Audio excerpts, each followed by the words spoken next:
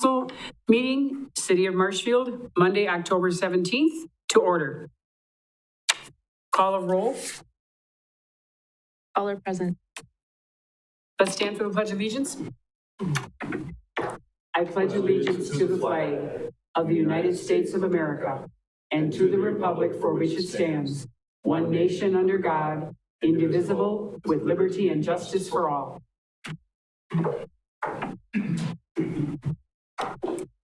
Are there any citizens' comments?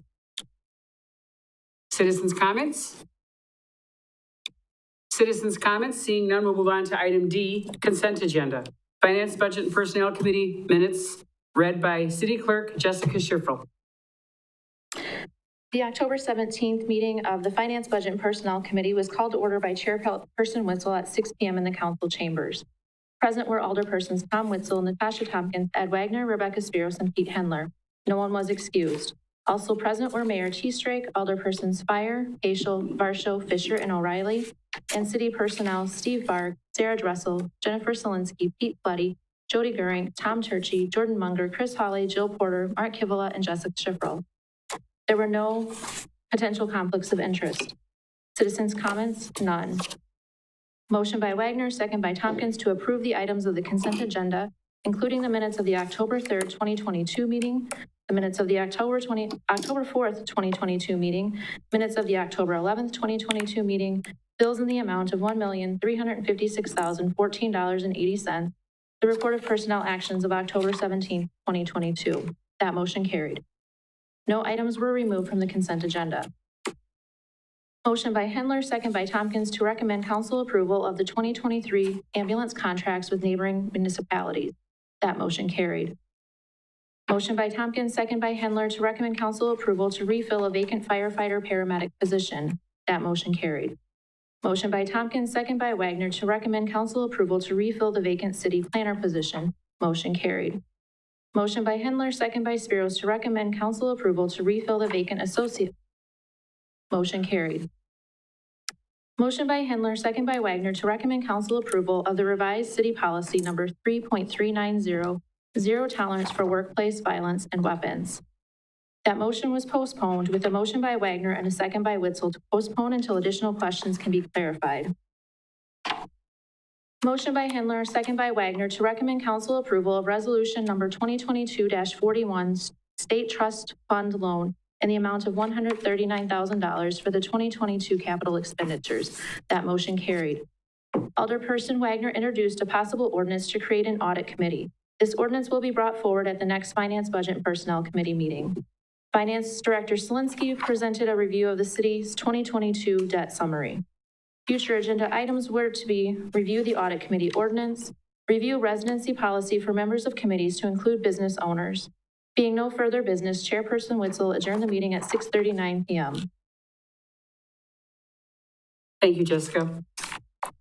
Are there any corrections or additions? So let's move on to item E. Request to authorize. Vote for that, please. Oh, I'm sorry, I don't see that here. Okay. A motion by Witzel and a second by Varsho.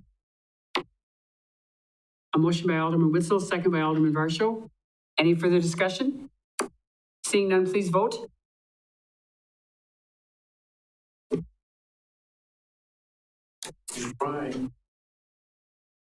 There you go. All ayes. Thank you. Item E, request to authorize city administrator to enter into an agreement for services with Short Ellert Henderson Incorporated for contract planning related services on a temporary basis, presented by Steve Barg, city administrator. Thank you, Mayor. Well, as we talked about in the Finance, Budget, and Personnel Committee meeting a few minutes ago, we are short-staffed, definitely in the area of planning. Currently, we don't have a development services director. We have met with someone who may or may not take the position, but we are without a city planner as of next week, and we've been without an associate planner since late May. And so there are some struggles that come from that without the staff to handle basic questions and to do the broader types of things that come to Plan Commission, for example, conditional uses, rezoning requests, those types of projects. So I did reach out to SEH, that's Short Elliott Hendrickson, and one of the real benefits from talking with them is because Bryce Hembrook works for them. And Bryce had actually, when Emmett Simkowski left, did let me know that if we ever had any possible needs that they might be able to help, that SEH does short-term fill-in help, services for communities that are without the full complement of their planning staff. In fact, they were the ones, they've been filling in Ashland for the past several months before Stephen Wiley was hired to take the position he's taking at the end of this month. So they're very familiar with Stephen. They've talked to him a little bit, and they're familiar with doing this type of thing in communities all across Wisconsin. So the proposal we have that I sent to you earlier, and I apologize for the short-term nature of this. I forwarded it to you sometime this afternoon. But really, even if I didn't have that in hand, I wanted to get your authorization because of the time sensitivity of this. A week from today, we'll be without any planning staff, as Stephen Wiley will no longer be in this building. And they charge $135 an hour. They would propose to provide about 9 hours of service a week, roughly 2 half days. And the main purpose of the individual, who would be Bryce Hembrook, and who knows us from his 4 years here as the associate planner and the city planner for the city of Marshfield, which is really helpful. It's incredibly helpful that he knows how we do things, what our routine is, what our everything about us. But the main functions would be those higher level jobs, but he would be able to take on whatever he had time for, that we could refer to him. We'd be having Natalie, the administrative permit specialist, refer things to him that were on the list of items that he would be able to take care of for us. And we could, perhaps buy extra time beyond that, but he kind of felt like that would probably be enough to serve the needs if he did maybe 2 half days a week, and that would fill the gap a lot. There'd still be the need for covering some of the people who come to the counter, who call in, that we would not be referring to him, but that would take a big chunk out of the workload and enable us to get through until we started filling staff positions.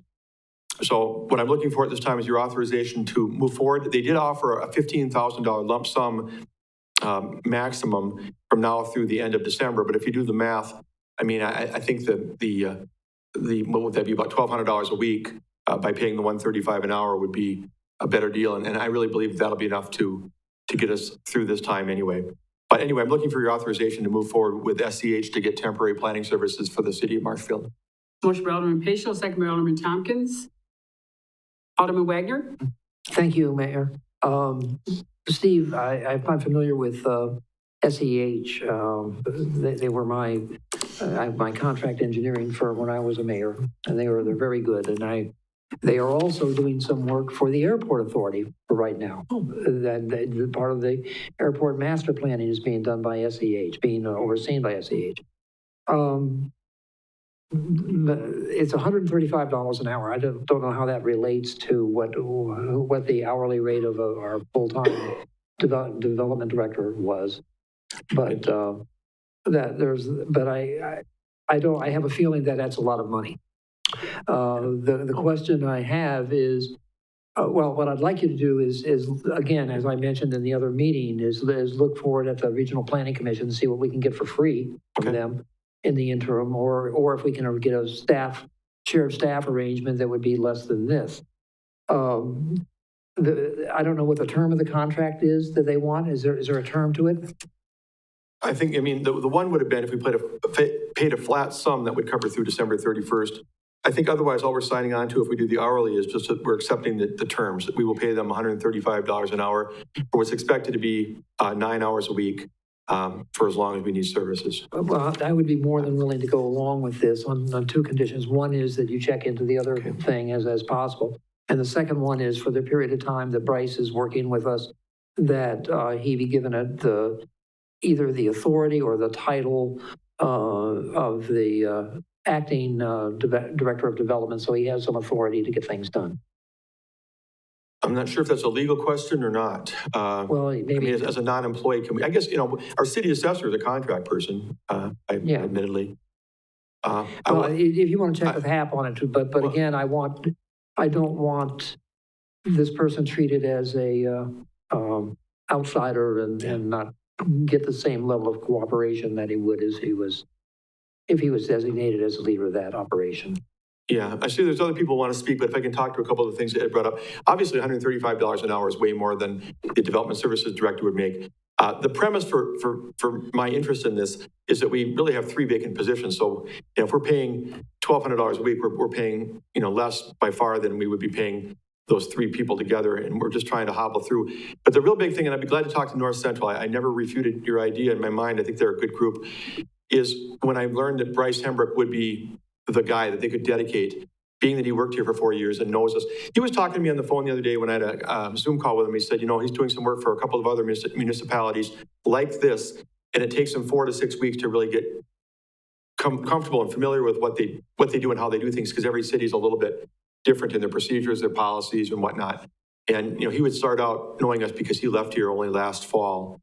But I will definitely check into that. I have no aversion to doing so. Alderman Witzel? Thank you. Does this include on-site or remote work? He's in the Milwaukee office, so it would all be remote, but he would be doing the Plan Commission, presentations and being the staff person, so to speak, during those meetings. Anything he could do from remote, he would be at the level that he is expected to participate. He could meet with developers, remotely and would. But yeah, from Milwaukee, if we paid him for 9 hours a week, we'd be spending, 6 of those hours just getting him back and forth from Milwaukee, and that would be a waste of our money. So then those meetings that you'd be attending for the Plan Commission would be a remote? Correct. It would be via Zoom. Okay, thank you. Yeah. Alderman Fisher? Thank you, Madam Mayor. Just a couple things. I'm not against this. I actually, we need assistance. So I think I will support this. I am two things though. One, I am concerned about the open-endedness of this, I guess. So if we get this economic development director, and this contractor will be reporting to the economic development director, correct, Steve? Well, right, but if I'm understanding the contract correctly, we can end this. All it says, and maybe I need to look at it more closely, maybe I missed something, but is for the duration of time that we are getting their services, these are the terms. We will pay this and they will do this. If we get a director on board and we fill another position, we're going to be telling them that we no longer need their services as of date X. All right. Okay, that makes sense then. The second thing is to Ed's point, I don't really understand where you're going with your train of thought, because I don't really see there being a problem with him being quote unquote an outsider. One, he used to work here. So I think people are going to naturally work with him. I also don't know why we would need to give him any authority. We're essentially giving him the job through being a contractor. So I really don't know where you're going with that. It just doesn't make sense to me, because I think the city will naturally work with him, cooperate with him, since he's doing the work. Alderman Paschal, and then Alderman Wagner. Thank you. I think everything I had to say is covered, but I would agree that this person is a contractor and we don't provide other contractors with titles or authority that they don't have. We hire them to do a job, and they do the job, and then they move on to something else. We have 3 vacancies in this one department, and it's the top 3. It's the people who are making the decisions. We need to have someone, and it's a blessing to have someone who's familiar with the city of Marshfield. So I think that we should move forward with this. The cost is, as Steve said, right in line with what we would be paying 3 employees with benefits anyway. Alderman Spiros? I just want to be very clear here. The cost is $63,180 a year for 9 hours a week. So let's not forget it's 9 hours a week. This is not a full-time employee. I do like the idea that it's Bryce. Yes, he's familiar. But I would caution us to be very closely paying attention to when we do get other staff in, that we don't hold on to him, for a few extra weeks or what have you. And then secondly, I don't know how to say this or push this any harder. We need to move on hiring people. Stop being so slow. We've got to get moving. We got to go quicker. I don't know what the situation is. I don't know how many applicants you've ever received since Josh left in February or whenever he left. But we take too long. We take too long. We need to get moving, and we need to look very, very much harder at employees that we have that are walking out of our doors, and we need to find out why they're leaving, and we need to do what we can to keep them, especially when we're in a recruiting problem in positions that are difficult to hold. And I'll stop harping on that, but I want to see that done better in the future. Yeah, thank you. A couple of things. First, I want to go back to what Nick said a minute ago. I do agree. The only person we've got or ever had that I know of that had the title of an employee who was a contractor is a city assessor. I mean, we now have accurate appraisal. We had GROTA before that. Forward appraisal. We had GROTA before that. They have the title statutorily as city assessor, even though they're not a city employee. Otherwise, I'm not aware of anybody who holds a title who is a contractor as if they were a city employee. To the comments that you were just making a minute ago, Rebecca, I feel the frustration. I will say that the one place we may well have erred is on not taking a second run at the associate planner after the first one failed, and having this idea that let's wait now. It looks like we're in a second round. We're going to get somebody signed on for the director, and that person can be involved. That may well have been a mistake. Otherwise, I mean, we're just reacting to the city planner who just resigned, and we've had 3 runs at it with the development services director in the last 6 months, and we've had interviews, and we've got a consulting firm digging. I don't think we've been sitting on our hands. It's just really, really frustrating, and I totally appreciate your frustration. But only the associate planner one do I have any regrets about having paused, because I feel like maybe we should have just taken a second run at that, but who knew? Alderman Fisher? Thank you, Madam Mayor. 2 things. One, I agree with Rebecca. We need to work as hard as possible to recruit these positions, fill them. At the same time, though, we also have to realize we're in a very different job market than we've ever been in before. And this is not like it was 2019, even 2020. Filling a position, there's so many open positions. There's so many people that you just can't fill positions. I was just at a conference a couple weeks ago talking with people in my industry, and they cannot fill positions. They cannot find qualified employees. So we're just in a very different job market, in my opinion. Now, I don't want you to hear that and then not hit the gas, because I want you to accelerate. I want you to work as hard as you can to find these people, because we literally now have a department with 3 major employees not there. And I don't like the idea of paying $135 an hour for 9 hours of service. So I do want you to work as hard as you can, but I also think we need to be realistic and go, we might only get 2 people applying for a position. Alderman Spiros?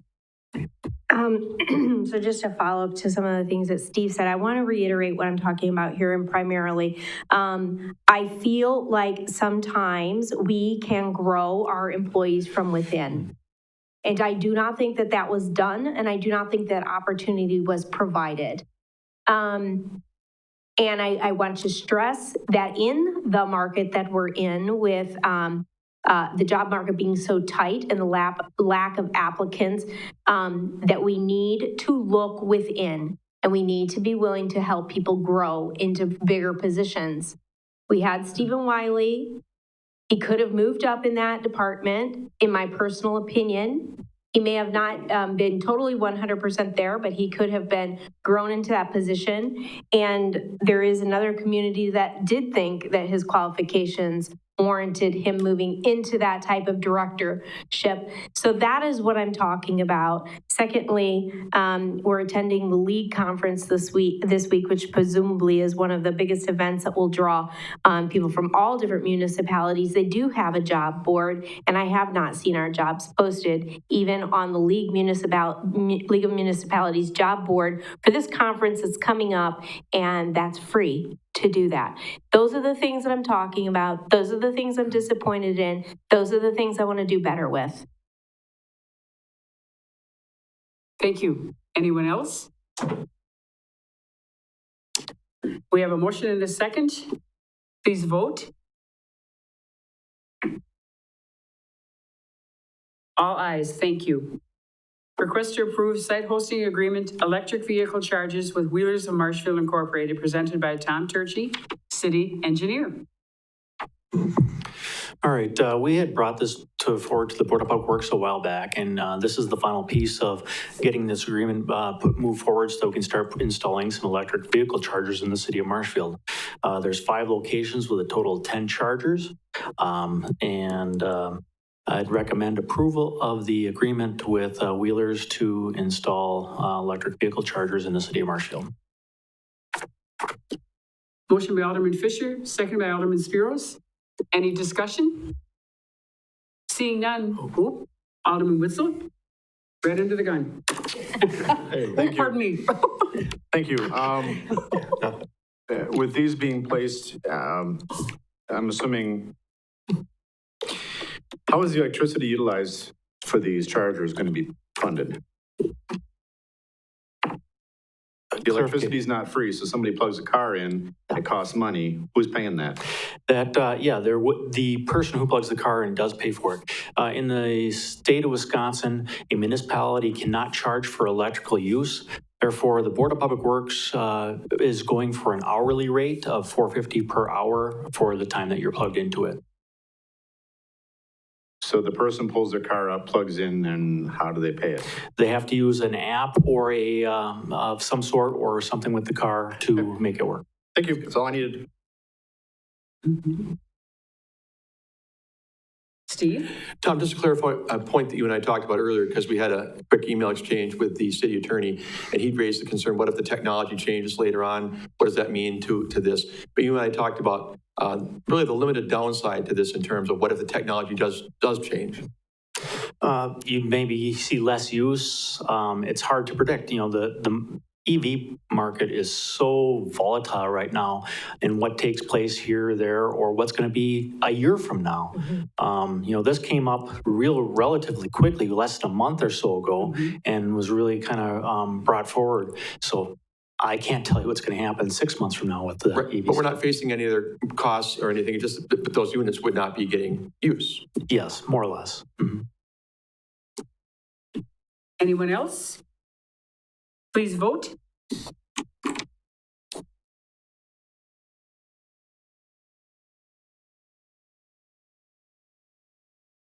All ayes. Thank you. Thank you. Thank you, Tom. Presentation suggesting to address EMS fund issue presented by Ed Wagner, Council President. Thank you, Madam Mayor.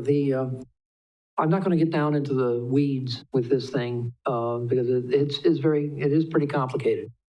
The thing that most of us were taken aback by the fact that we had a deficit in the EMS fund, and that basically we weren't satisfied with the suggestion that we basically use the general fund to fill the hole, but there was no actual idea about what we wanted to do or what would happen afterwards.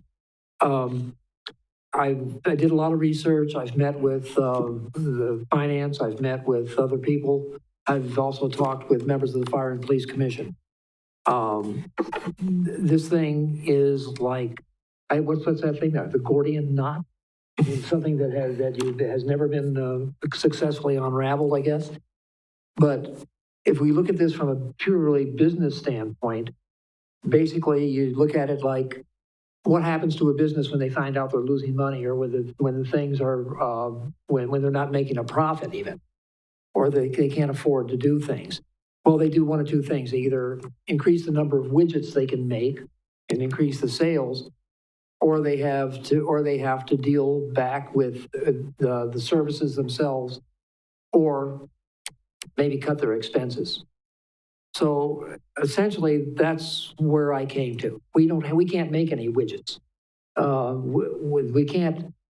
The amazing thing was we can't do it by answering more calls, because first of all, we don't generate the calls. We're reactive in that sense. But then the other part of that is we're losing money on 70% of the calls that we get anyway. That 70% is that 70% of the calls that we get are Medicare or Medicaid type of calls, which go for just a fixed rate. And that fixed rate doesn't even come close to approaching what our actual costs are or what our actual billings are. So if we were to, well, somebody said, well, why don't you just raise the ambulance rates? Well, you'd make the deficit greater. That's why, because 70% of it, you'd have a larger deficit. So that's part of the problem of dealing with this thing. So I tried to find out what we should look for, what we as a council should do. I'm trying to give, the council needs to think this thing through, and we need to give the finance director and the city administrator some direction. They've asked for it. They're asking us for direction. Basically, we should seek a solution which has the highest value to the citizens of Marshfield. We should select a solution which has the least impact on the immediate tax levy for calendar year 2023, and with the smallest long-term impact on the city's bond rating. And it displays at least some empirical evidence of being successful, of having a chance. The first solution was basically to transfer the entire deficit from in the general fund. That's okay, except it doesn't stop the deficit from recurring. It reduces the city's reserve fund. And by the way, we're currently in violation of our own policy on how much money we want to keep in reserve. It's supposed to be between 25 and 30% of our operating budget. We're down to something like, I don't know, something like 20% I think it is, okay. But that affects our bond rating. Remember, we just got off the hook. We just got told that they removed the negative outlook for us. If we all of a sudden drop that thing by another estimated $600,000, that we're going to have another negative outlook. It also creates a shortage in the city's reserves. Been a lot of talk about disbanding the enterprise fund. It would be relatively easy for us to do that. Just pass a motion to disband it and have the finance department, put all the beans in the right barrel again, right? But the deficit would be swallowed up by the general fund. So it would immediately drop the value of the general fund $600,000. Same game. That's the kind of thing that would go. It would force the city, the general fund, to start paying some other expenses that are now being paid out of the enterprise fund. Like the professional service fees was estimated to be $206,000 in 2023. It started out in 2018 at $80,000. That's a big chunk, but that's a drain on the balance, the fund balance in the EMS fund. It also means that we have to pick up the debt service. One of the surprises to everybody here, and I think it was even a surprise to the fire department, was that we're paying, I think, 1/3 of the debt for the fire department bond issue out of this fund. That's roughly $174,000 a year. But that would automatically be picked up by that would go into our debt service fund. That means we would eventually be subsidizing out of the general fund any deficit of the fire and EMS system. The third solution isn't what we call an incremental approach, or maybe bootstrapping. Maybe let them fund their way out of this. And that's a possibility. The first thing you got to do is cut expenses. Remember the analogy of, sell more or cut expenses? The cut expenses is where we can go. We can basically either suspend or perhaps entirely eliminate the professional services fee. That would save $200,000 a year of expenses for it. We could transfer responsibility for the debt service payment on the fire station building to the city's debt service fund. That would be $174,000 additional that could be saved.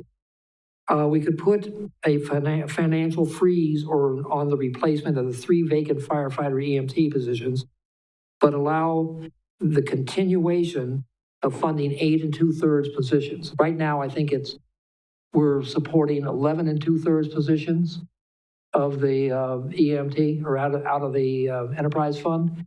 If we dropped it back to 3, it would go back to, if we dropped those 3 or held off on replacing them, it would be 8 2/3 position, and the savings would be somewhere between $219,000 and $300,000 per year on that. Those positions could be reinstated if and when the savings measures started showing a positive balance that could support getting those firefighter EMTs back online eventually.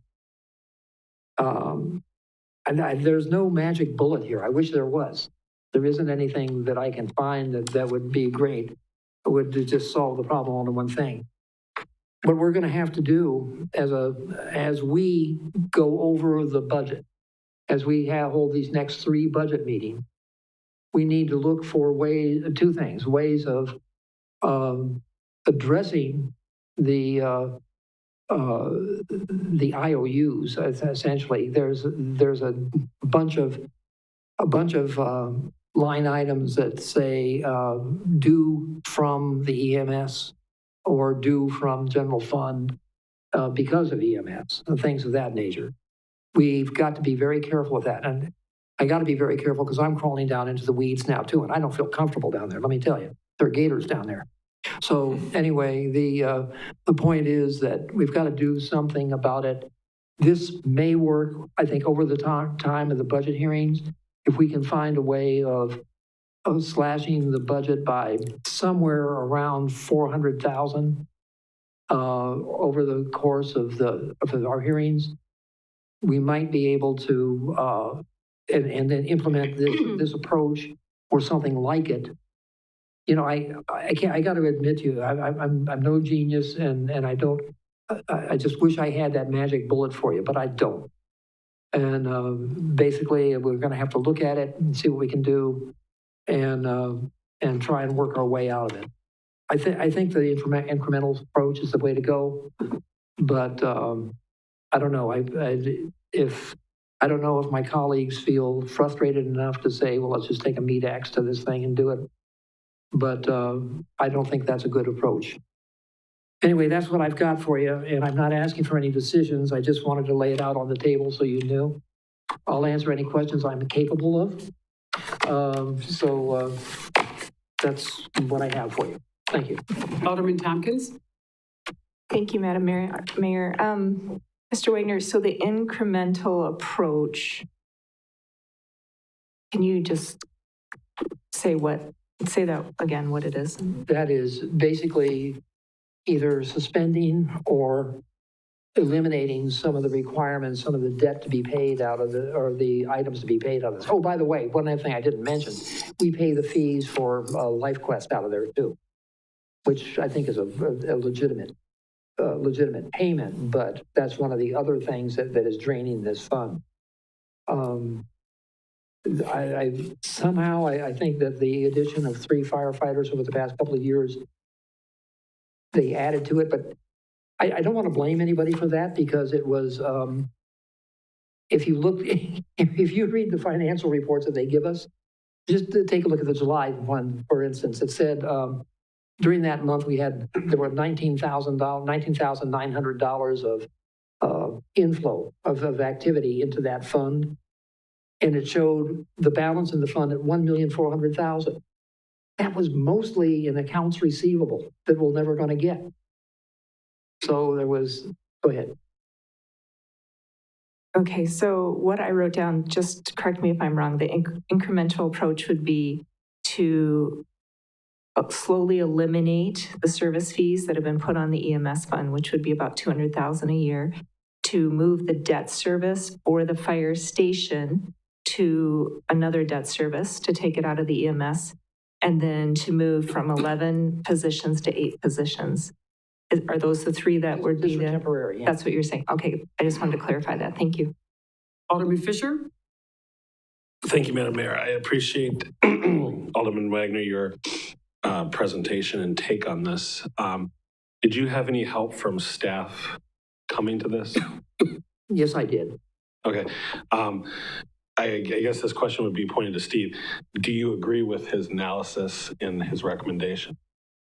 Most of the things that Councilmember Wagner was saying are things I've heard before from talking with Jennifer and Jordan in finance, and I understand that he consulted with Jennifer a little bit on some options, and that is where his comments came out of. So do I necessarily have it formulated in my mind that exactly where he's going is what I would agree with? Not necessarily, but I think he identified the 4 or 5 key things that need to be addressed along the way. Okay, my next question, and this might be for either you, Steve, or the fire chief. How lengthy, or first of all, has the Police and Fire Commission had conversations about this, and have they come to any ideas?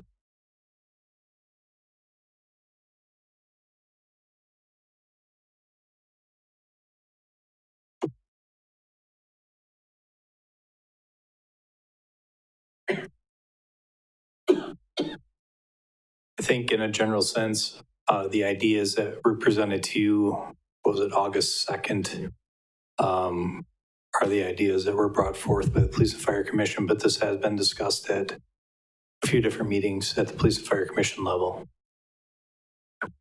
And so just help me remember, what would have been the recommendations on August 2nd? You're asking me to recall. That's gonna be a tough one. So one option was, we looked at both the Toma and Beloit model. So the Toma model was to add a per capita fee to the city residents. The Beloit model was similar to what Mr. Wagner had stated, reducing the professional service fees, reducing certain costs to the fund to help, I guess, make it black in the black again. Okay. Do you feel that the Police and Fire Commission would be agreeable to the proposed ideas that Alderman Wagner brought forth? Have they had any discussion of those ideas? We have a couple of police and fire commissioners here. I don't know if you'd let them speak. I'd like to know what people on the commission are feeling.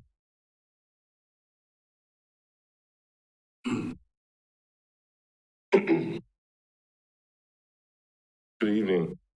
You asked the question if the commission's been involved with this along the way, and it's probably the biggest thing on our plate right now. And it's a discussion, whether it's officially a discussion. I've had several discussions with the chief himself and with finance and with city staff, and pretty much, of course, those first 60 days was when we thought maybe we did something wrong, and when we got a handle on it, we started to give some direction or some suggestions on what things that the council might consider. I'll just take a minute because you gave me the opportunity. There are several things we're concerned about. Number one, we'd like to get back to where we were 3 or 4 years ago, where this wasn't a problem. And that was just a matter of budgeting enough in the EMS budget to cover uncollectible write-offs. Because we haven't been doing that, that's why we're where we are today. Second of all, there's an urgency in my mind, and I think in the members of the staff, members of the department, fire and rescue department, that we get a handle on this sooner than later, because we're working these people to the bone. You get reports once in a while of the day where we had 24 calls. Those people go home at the end of their shift only to be called back in again to cover because we don't have enough people to cover. So talking about dropping 3 people, that's going to take some discussion.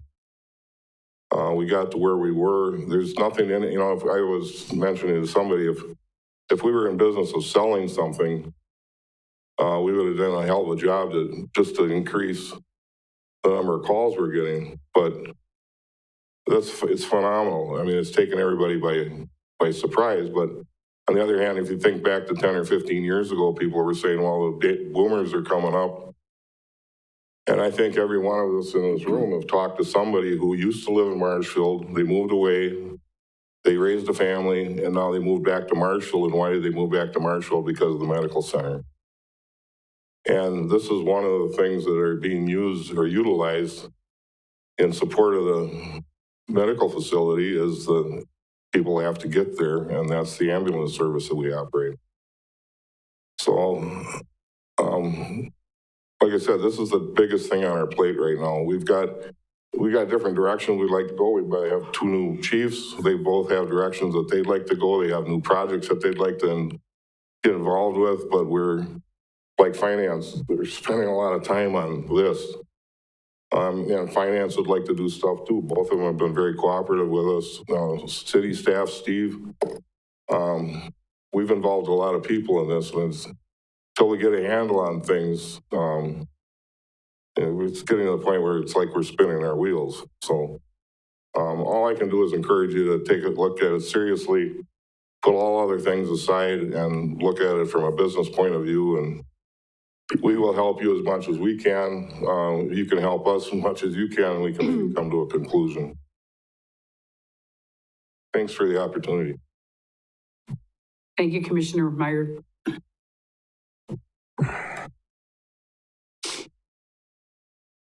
If we take a look at what is currently happening to the EMS fund and bounce off some of the things that Mike said, with the potential to have reduced staff, we are 3 behind right. To elaborate on Mike, and the call volume, which has steadily increased over the past several years, with lesser staff, creates the obvious stress issues that Mike creates morale issues. With any type of diminished manpower, you then have an effect on our ability to provide adequate public safety service. If you talk with Chief Bartek from Wausau Fire, his staffing, that department was static for decades. He is adding personnel. He had cases where engine companies were arriving with new fire personnel, having to wait for additional backup. We don't want to be in the position of having to have 2-man engine companies responding to a fire. As I mentioned to Alderman Wagner in conversation with him, when you're down on staffing, be it EMS, which they're cross-trained, firefighter, paramedic. When your staff goes down, then you have to depend on backup from other agencies. We operate under a mutual aid box alarm system, which provides us backup from neighboring departments. Well, unlike Stevens Point, where you have Stevens Point Fire, Whiting, Clover, and the town of Hull just to the north of Stevens. Or in the case of Wisconsin Rapids, where you have neighboring departments which are close by. Or in the case of Wausau, where you have town and village of Maine, looking at a north-south pattern, town and village of Maine, Wausau Fire, Riverside Fire District, Safer, and then farther down, you have Cronenwetter and Mosinee. We are in an island. That island requires us to have adequate staffing. If we have a large fire and we have to do what they call pull a box, where does our backup come from? You've got Spencer, Stratford, Hewitt, Richfield, and as you continue on down the line, in severe instances, you then wind up pulling people in far away as Rudolph, potentially Stevens Point. Of course, you've got town of Cameron, town of Brock, pull people out of Clark County. What's the problem there? It's distance. You also have a problem with rural fire department having a more difficult time attracting members. You also have a time issue. You have something that occurs in the middle of the day. The potential for a full response from backup agency is reduced. This all affects our ability to adequately provide public safety service. If we have a situation where potential candidates see our EMS service not going forward, but going back, we're looking at attracting firefighter paramedics. And there are other departments that are currently hiring. They're hiring lots of people. He could tell you better on those numbers. We get what appears to be a backward situation. Who wants to come here? That becomes a recruiting issue. So it's simply not a case of dealing with the very large deficit we have. It's a question of what happens within the department, what happens to our ability to respond, our ability to recruit, and also the health of the firefighter that we currently have. So those are a number of issues that you have to look at. The funding, I know at the conference that you'll be attending this week, there's a breakout session on alternate funding of EMS. I hope all of you get the chance to go to that. Chief and Deputy Chief Clemens came back from the Pete's Convention. One of their breakout session was alternative funding. This is a problem statewide. Are there simple solutions? They aren't out. And the funding issue with Medicare and Medicaid, I've heard people on the council say, what about private service? Milwaukee used to be served by 4 private carriers. They're down to 2. Thousands of miles away from us, Hawaii needs air transport. Used to have 2 air transport ambulances, now down to 1. Medicare, Medicaid costs. That is a big problem. How you resolve that? It's got to be through some sort of alternative funding. Whether that is a per capita charge, per structure charge, prorated size, putting it on the tax roll. That's something you have to figure out. As pointed out numerous times, we can spend the money. You're the guys who give us the money. You're the guys who have to figure out how to get the money. We can offer suggestions. So please keep some of those points. I do hope that session at the convention in La Crosse is successful and informative for everybody. Because again, this is a statewide issue. Thank you, Commissioner Panker. Alderperson Spiros? Thank you, Madam Mayor. This is not an uncommon problem in healthcare in general. Every area is facing deficits in funding and deficits in staffing and overtime and all of the like. So I just have a few things that I need clarification for. Mr. Wagner pointed out some options, and I'm just trying to be sure and clear in my own head. We are not saving any money. We are just moving it from pot to pot. So I think that that's really important for people to understand. We did not cut, other than the not hiring the additional personnel, which we don't have those on board right now anyway. We did not save any money. We're just moving it from one pot to another, if I'm not mistaken. I believe that people who pay taxes, public safety is our number one obligation to them. But we also have to understand that we are in a very poor time in this country.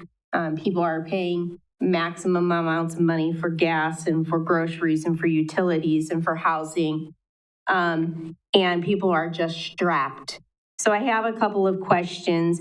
Are we still nixing the new ambulance that had been on order and put on hold with this plan to resume, to eliminate the professional service fee, to pick up the debt service fee, to pick up the LifeQuest fee? and to not hire the additional officers. Are we still planning on getting a new ambulance, or does that remain on hold? I'll take that for a moment. It is on hold for the moment, but there have been efforts, and update me if you need be, Pete, but efforts to see if it can't be made possible somehow without altering this picture. And one of the opportunities is possibly some ARPA monies that are not being used for another purpose that it was thought could be used. So in other words, repurposing monies that were allocated that may not necessarily be needed. And I know we've talked to Pete and Steve and others about can they fill the remaining gap after that. I'm not sure if there's been any resolution on that because the gap is still there. Okay, I don't need answers to all of this. ARPA funds sound good to me. What doesn't sound good is raising taxes and painting a picture that we're trying to be conservative and then turning around and getting a new ambulance and not being upfront and forthright about that. Secondly, I'm wondering on the call volume. I understand your call volume is going up. I understand that you're calling in people for overtime pay because you don't then have enough people in the house to support the what ifs. So I would like to know, and I've asked this multiple times, and I'm only going to ask it again, your call volume, do you have a way of dividing that out? How many calls come directly in for service from people versus how many calls come from the Marshfield Clinic Health System asking you to intercept or do an interfacility? I'd like to know the answer to that.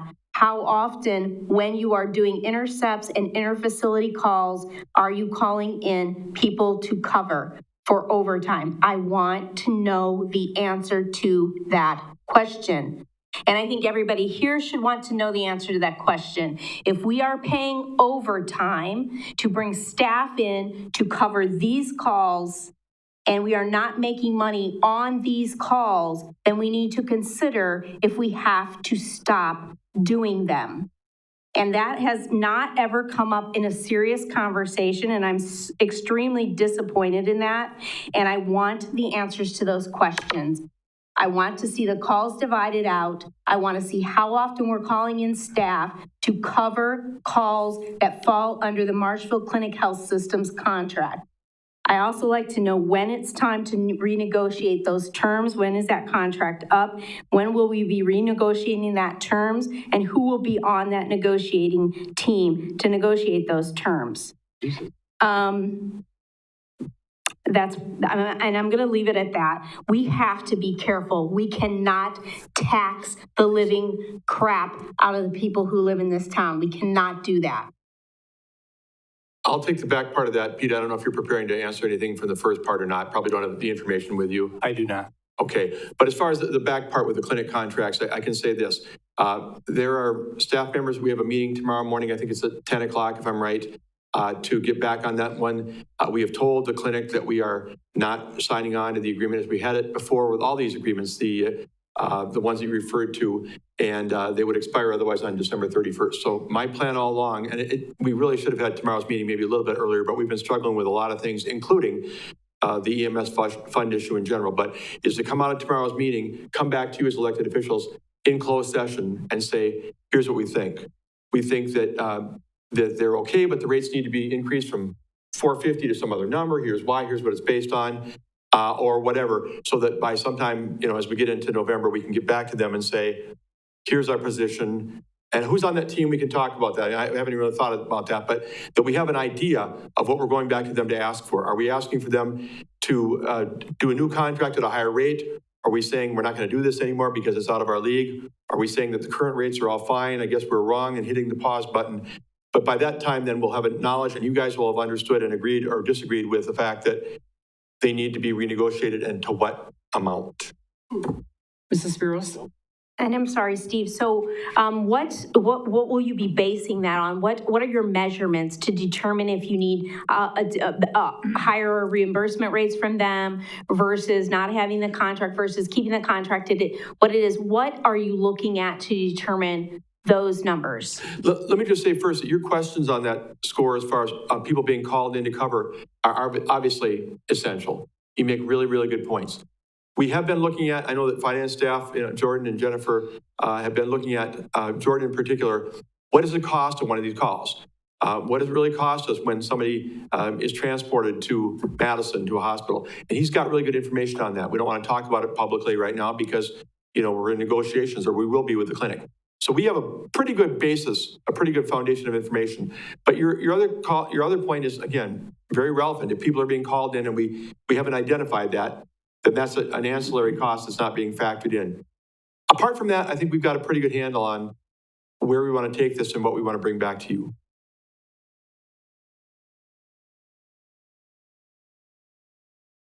Commissioner Meyer?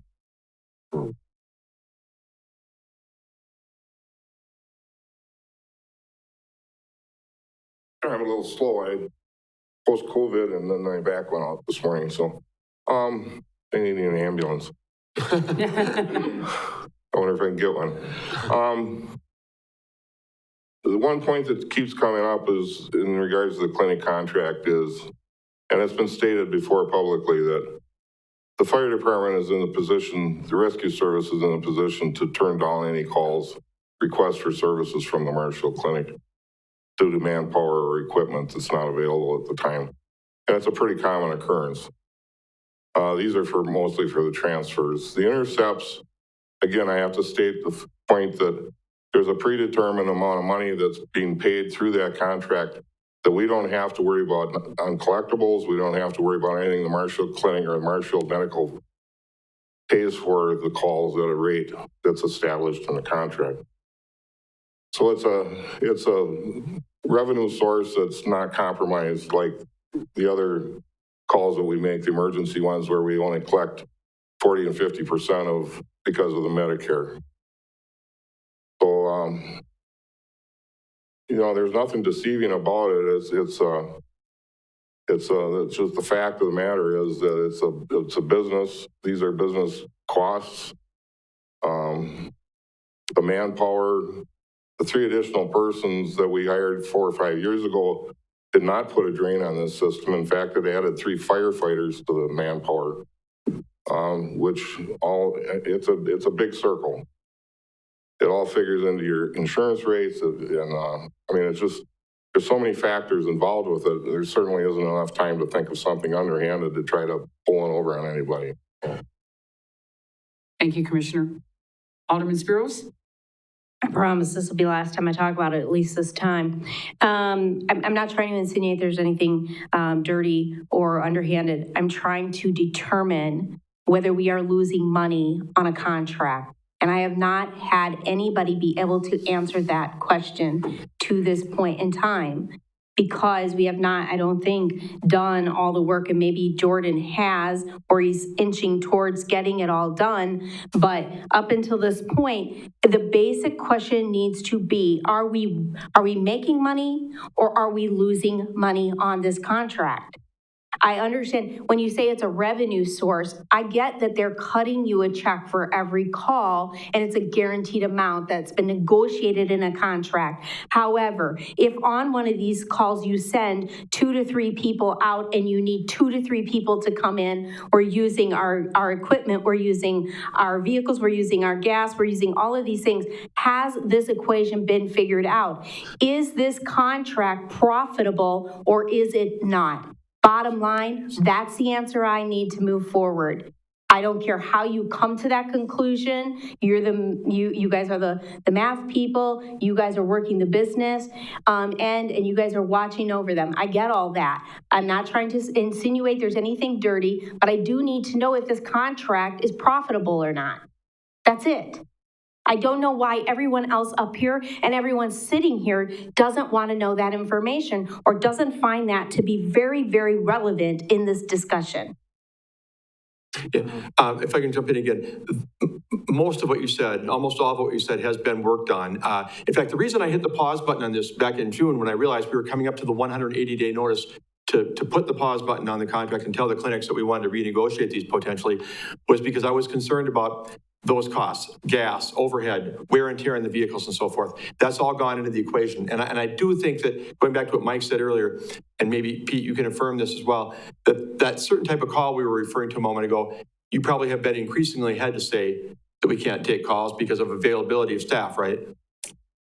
Yeah, as far as the interfacility transfers go, we've been turning those down as needed. If we don't have staff in the station, we will turn those down. And that's well within our right within the contract. But Rebecca, I'm not trying to refute your questions are really good, and I think very soon, in fact, I would think, if not the next council meeting, certainly the November 8th council meeting, we'll be sitting with you in closed session, going over what we have, laying it all out and saying, we think the rate ought to be adjusted this way or that way or whatever. I don't want to get into it here because I don't want to talk in front of people where clinic folks will be hearing it, but we'll have that information pretty clearly laid out for you. Alderman Fisher? Thank you. Thank you, Madam Mayor. I wasn't going to say this, but Alderwoman Spiros makes a lot of good points. I'm actually, and you can correct me if I'm wrong, but I'm dumbfounded that we're just now coming up with a cost estimate of if we're losing money. So is that true?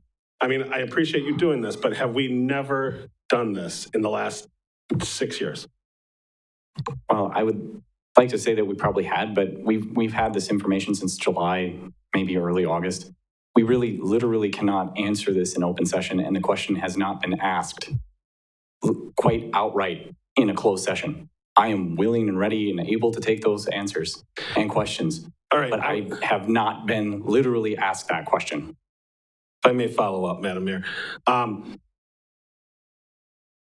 My frustration is an enterprise fund is meant to be a fund that is run like a for-profit business.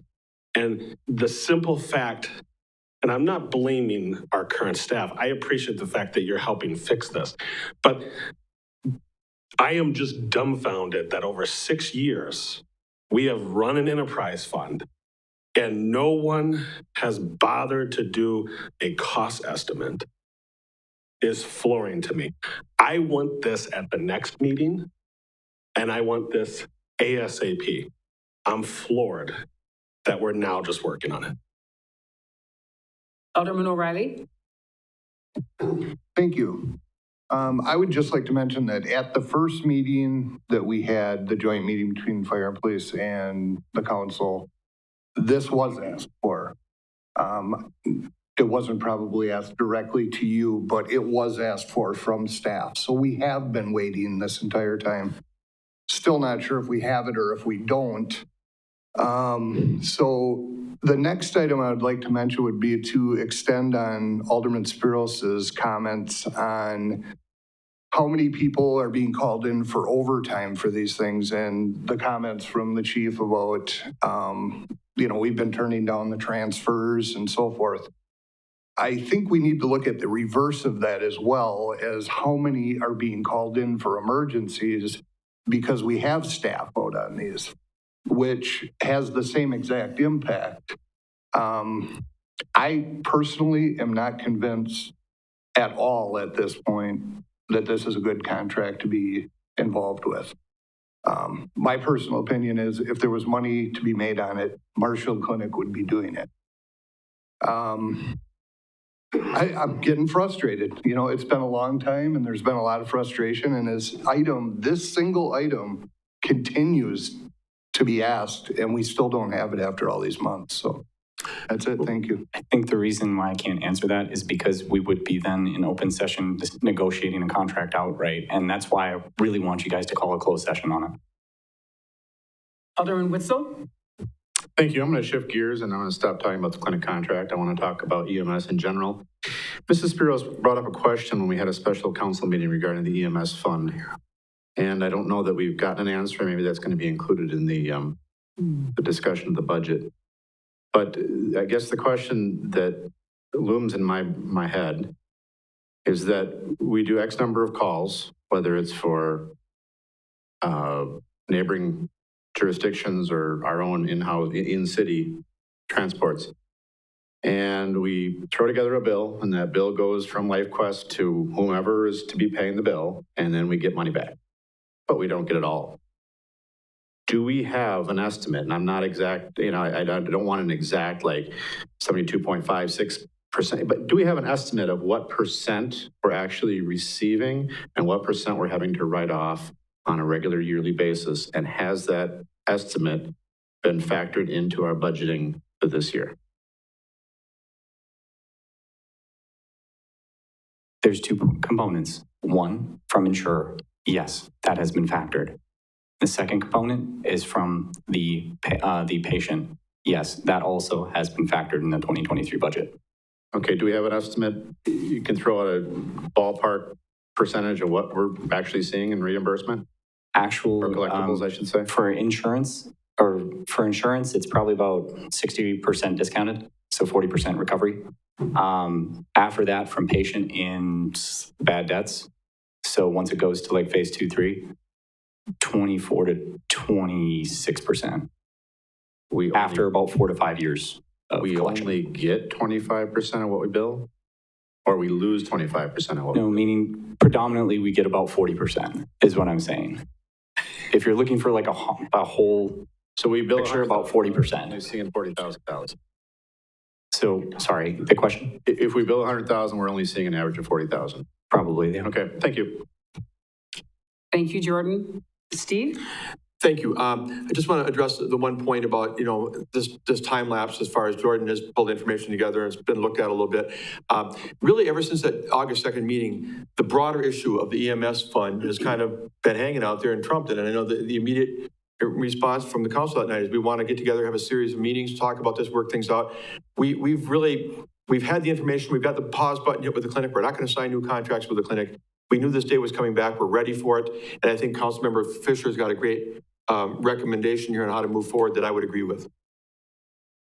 Alderman Fisher? Thank you, Madam Mayor. I would like to officially request that at the very next meeting, we go into closed session to talk about the issue that Alderwoman Spiros brought up so that we can get the presentation so that we can understand if we're actually even making money, and if we are, what kind of money we're making, because that one piece will inform us on so many other decisions that we need to make. So I'd like to officially request that. Thank you. Okay, it's a motion. Looking for a second. That was a motion, right? Yes, I'm sorry. Okay, and second by? Second. Alderman Wagner, any other discussion? Seeing none, please vote.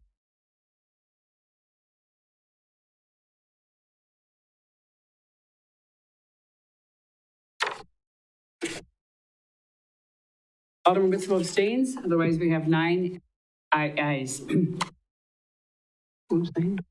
Commissioner Panker? Just to make what I hope is the last statement on this one tonight. Yeah. I was on the commission 20 years ago. The commission at that time received no information from City Hall. In fact, I believe Commissioner Myers would agree. We were told none of our business. It comes out of City Hall. Commissioner Keel mentioned the same thing back in August. There's a famous movie line. If you're old enough to remember the movie, Cool Hand Luke. What we have here is a failure to communicate. There's been a failure to communicate since this fund was established. And at this point, I give Rebecca a lot of credit. She's forcing the issue of communication. And certainly, if you have your closed session next couple of weeks, I know for a fact, Jordan will communicate and he'll clue you in as to everything that's going on.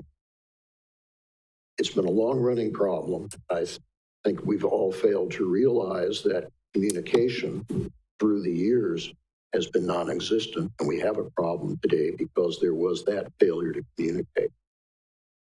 Certainly right now, the common council we have, there will be a communication, and I believe with the finance staff that we have, we will have communication. Well, I think finance staff really deserves a round of applause for putting their fingers on this and doing the best they can to come up with some sort of solution and provide us all with information. And thank you all. Next, item H, review/consideration of the recommended 2023 budget. Tom Witzel, Chairperson of the Finance, Budget, and Personnel Committee, presiding. Madam Chairman, can we have a break for 5-minute break? Give me a chance to put my computer over here. There you go.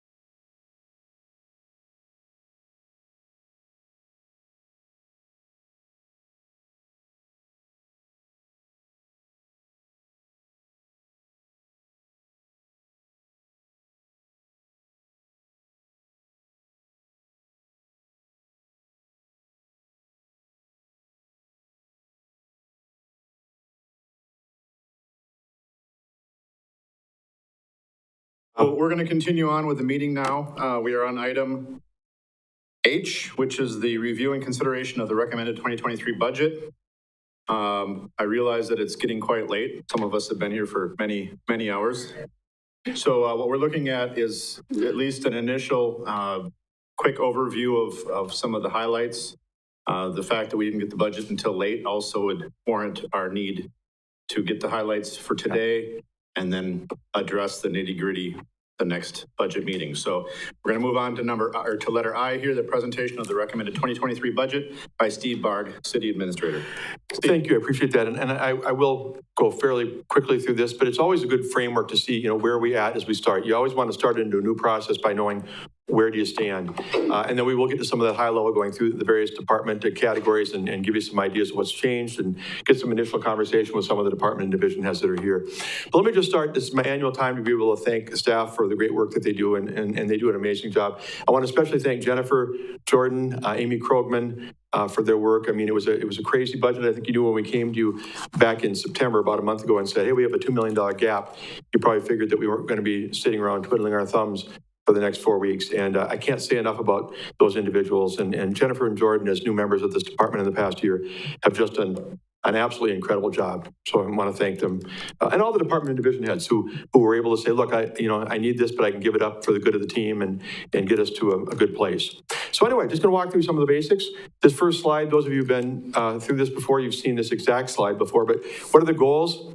As we go into this, continuing current programs and services, we're not able to add a lot in this day and age, but we want to keep doing the things that are appreciated. Maintain our existing facilities and infrastructure. Finance projects based on top priorities. And that's CIP. We try to make a big thing of the capital improvement plan in the spring because we want you to buy into it and realize that those are the projects we really want to put our emphasis on. Limit borrowing to items in that approved CIP for as far as borrowing. Stay within any parameters council gives us. Comply with the many state restrictions, and that, of course, obviously includes levy limits and expenditure restraint, but there's others out there that we need to constantly be in accordance with. Position the city for challenging years ahead, and I'll talk about that a little bit. There are plenty of challenges ahead. I don't think you're surprised anymore. And then inform our citizens and keep them involved and get their input on what they want to see in the budget. So I'm going to quickly hit on the dashboard, as we call it, 6 items.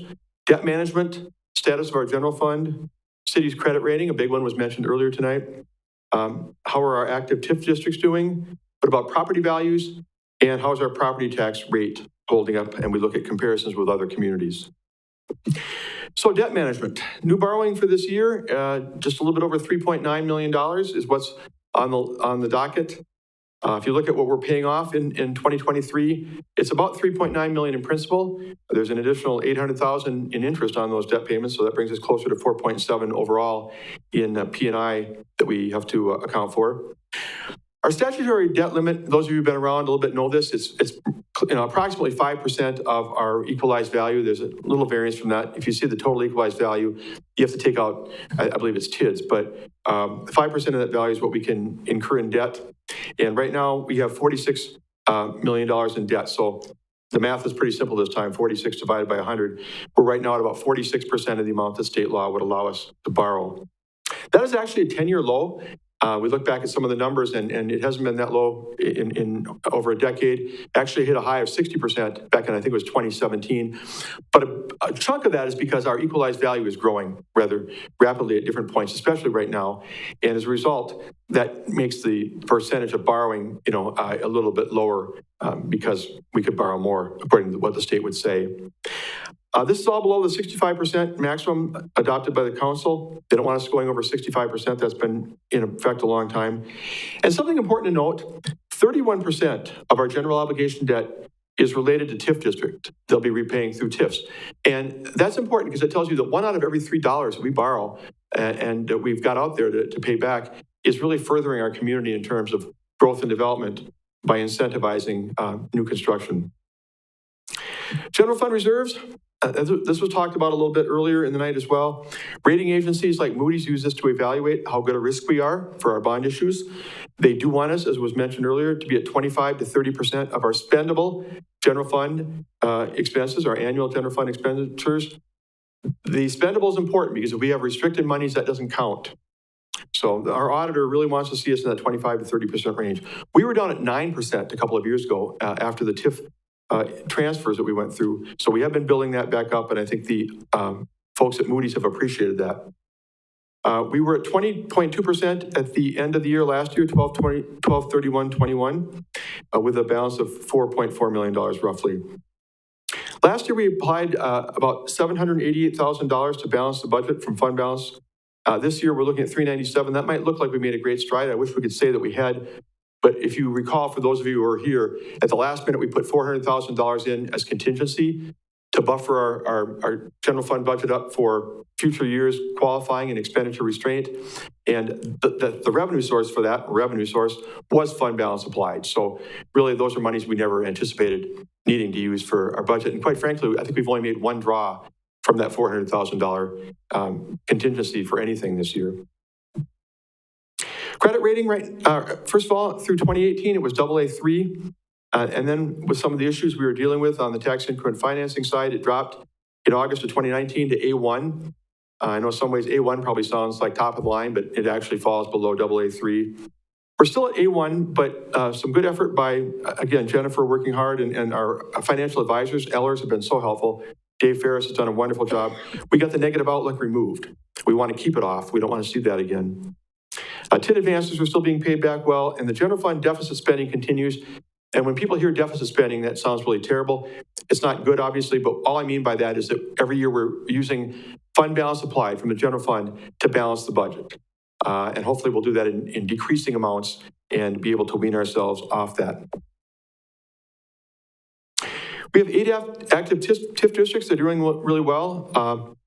Just to really touch on them again for people who are newer, District 4 is the downtown, 5 is the Mill Creek Business Park, 7 is Yellowstone Industrial Park, 9 is the area where Ford Bank is on, that block, 10 is the Marshfield Mall block, 11 is down by the Quick Trip on the southeast side of town, 12 is the carve out from 7 that we've got now for new industrial use, and in fact, that's where we got the 125 acres roughly from UW to expand our industrial operations.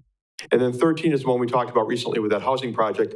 That is on either side of Veterans Parkway, and it's a mixed-use TIF district, which means it allows for residential in addition to the other uses like industrial. They're all doing well. The new TIDs have to be kept an eye on closely, obviously, especially as new TIF districts, so we get off to a good start and get some increment to support any expenditures we might incur. And then early closeout for TIF District 5, Mill Creek, looks really close on the horizon. Maybe we can close out Yellowstone TID 7 a little early as well. Property values, we're not seeing a great growth in assessed value. It looks like it's going to come in, although we're still waiting for the final numbers on manufacturing, but maybe at under 1% assessed value growth. But the equalized value has really gone up. That is the state telling us that they believe that the value of our property in all sectors is increasing as a result of, you're seeing it in the market. Net new construction, and this all does further the fact that we're pursuing a revaluation of property, and I thank the council for approving that RFP last week. Net new construction is only 0.55%. It sounds like we're not seeing a lot of development. That's not really perfectly factually accurate. That's net new construction. We've seen new construction, but some other things have come off at the same time. Take a little explanation as to why, but as a result, that doesn't help us in terms of the factors that they consider for expenditure restraint. However, having said that, the expenditure restraint program is giving us an 8% buffer this year, and that's because inflation is 7.7%, or was, according to their statistics on September of this year. So we're going to clearly qualify for a 2024 expenditure restraint payment, whatever we do. I mean, that's just a given. Property tax rate, just to note again that property taxes are our chief revenue source. It accounts for 55% of the city's general fund revenue.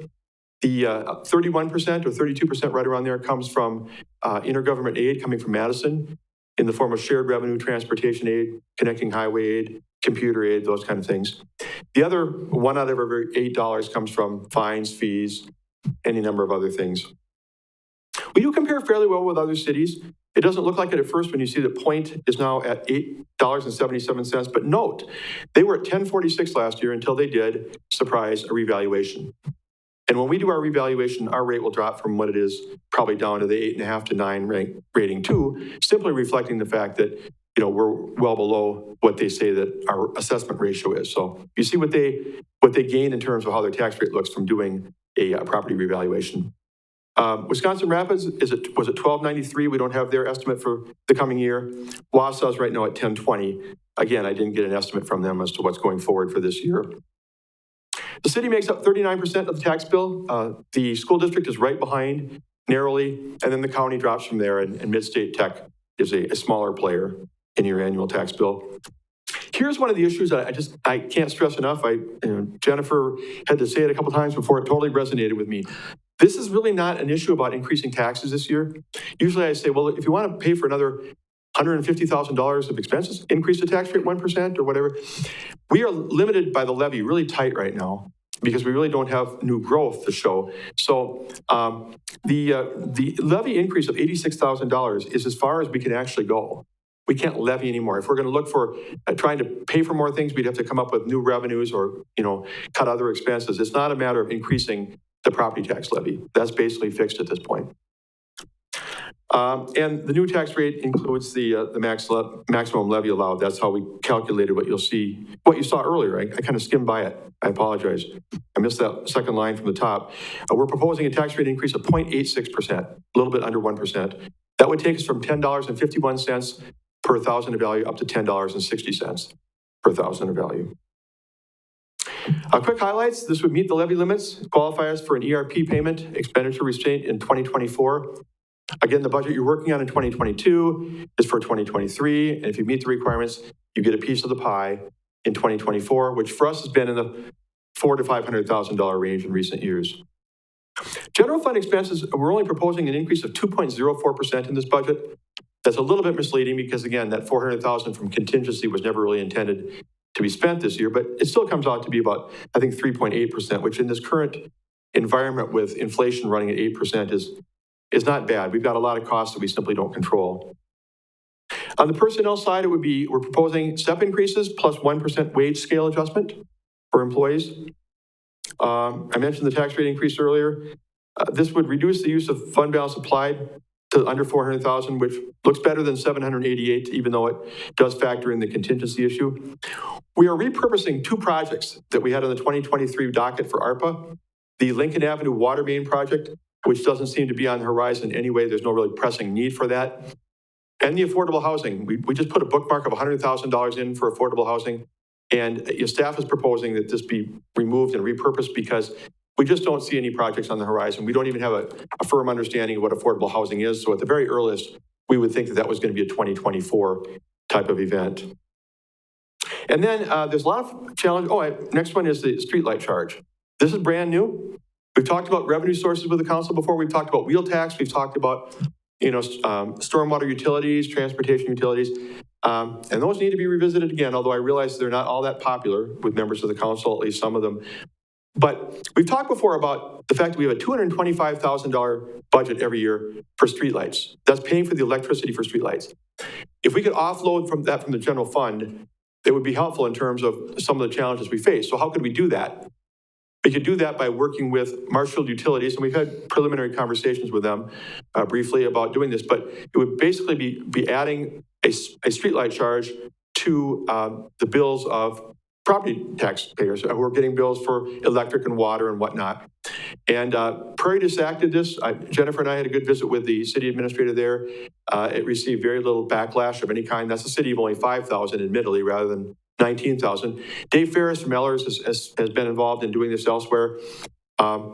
Anything like that could produce some negativity from the public, but all it is really doing what they're paying now, basically, and putting it on a separate charge and getting it off the general fund. And we'd probably, have to pay a little something to utilities. I planned on that in the budget to do some of the, getting the money, sending it to us, anything they have to do on their end. But we would propose that start in the later spring. And I want to say one more thing. There are big challenges ahead. We've talked about EMS tonight. We've talked about other things. A lot of work will have to be done before the 2024 budget. I won't say this budget kicks the can down the road, in the fullest of senses, but it doesn't address all the issues because we really have bigger issues in terms of some things that I'll touch on in a minute for upcoming years.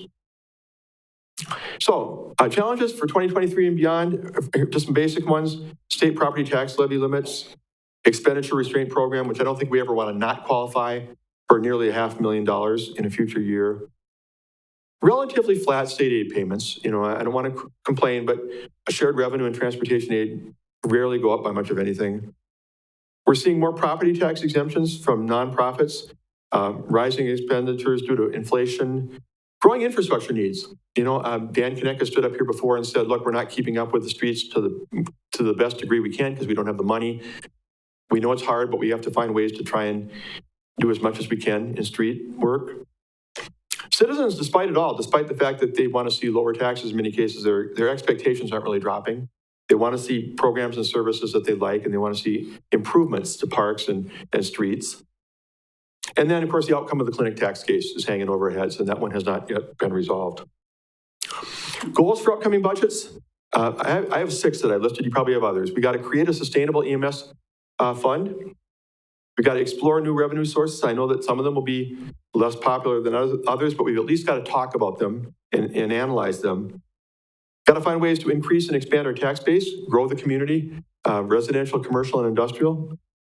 We got to streamline and trim expenditures where we can. We got to look for new ways of doing things. It's going to sound like a broken record, things you probably heard at conferences in the past, but we got to start finding some of those ways to reduce expenditures where we can, hopefully without cutting services. And then we got to identify desired service levels. We never talked about this very much, but I know Jordan and Jennifer and I had some conversations about what is the target level of service? What is it we're shooting for? Are we over-providing, or maybe we're under-providing in some circumstances? I don't know. But what is the goal in terms of what we're offering and what we're committed to funding? And if there's ways to cut expenditures and not affect service levels to our consumers, that's certainly something we want to look at. And then we want to phase out the use of the general fund reserves. So next steps in the process, our meeting tonight. Next meeting is Monday, October 24th at 5:30.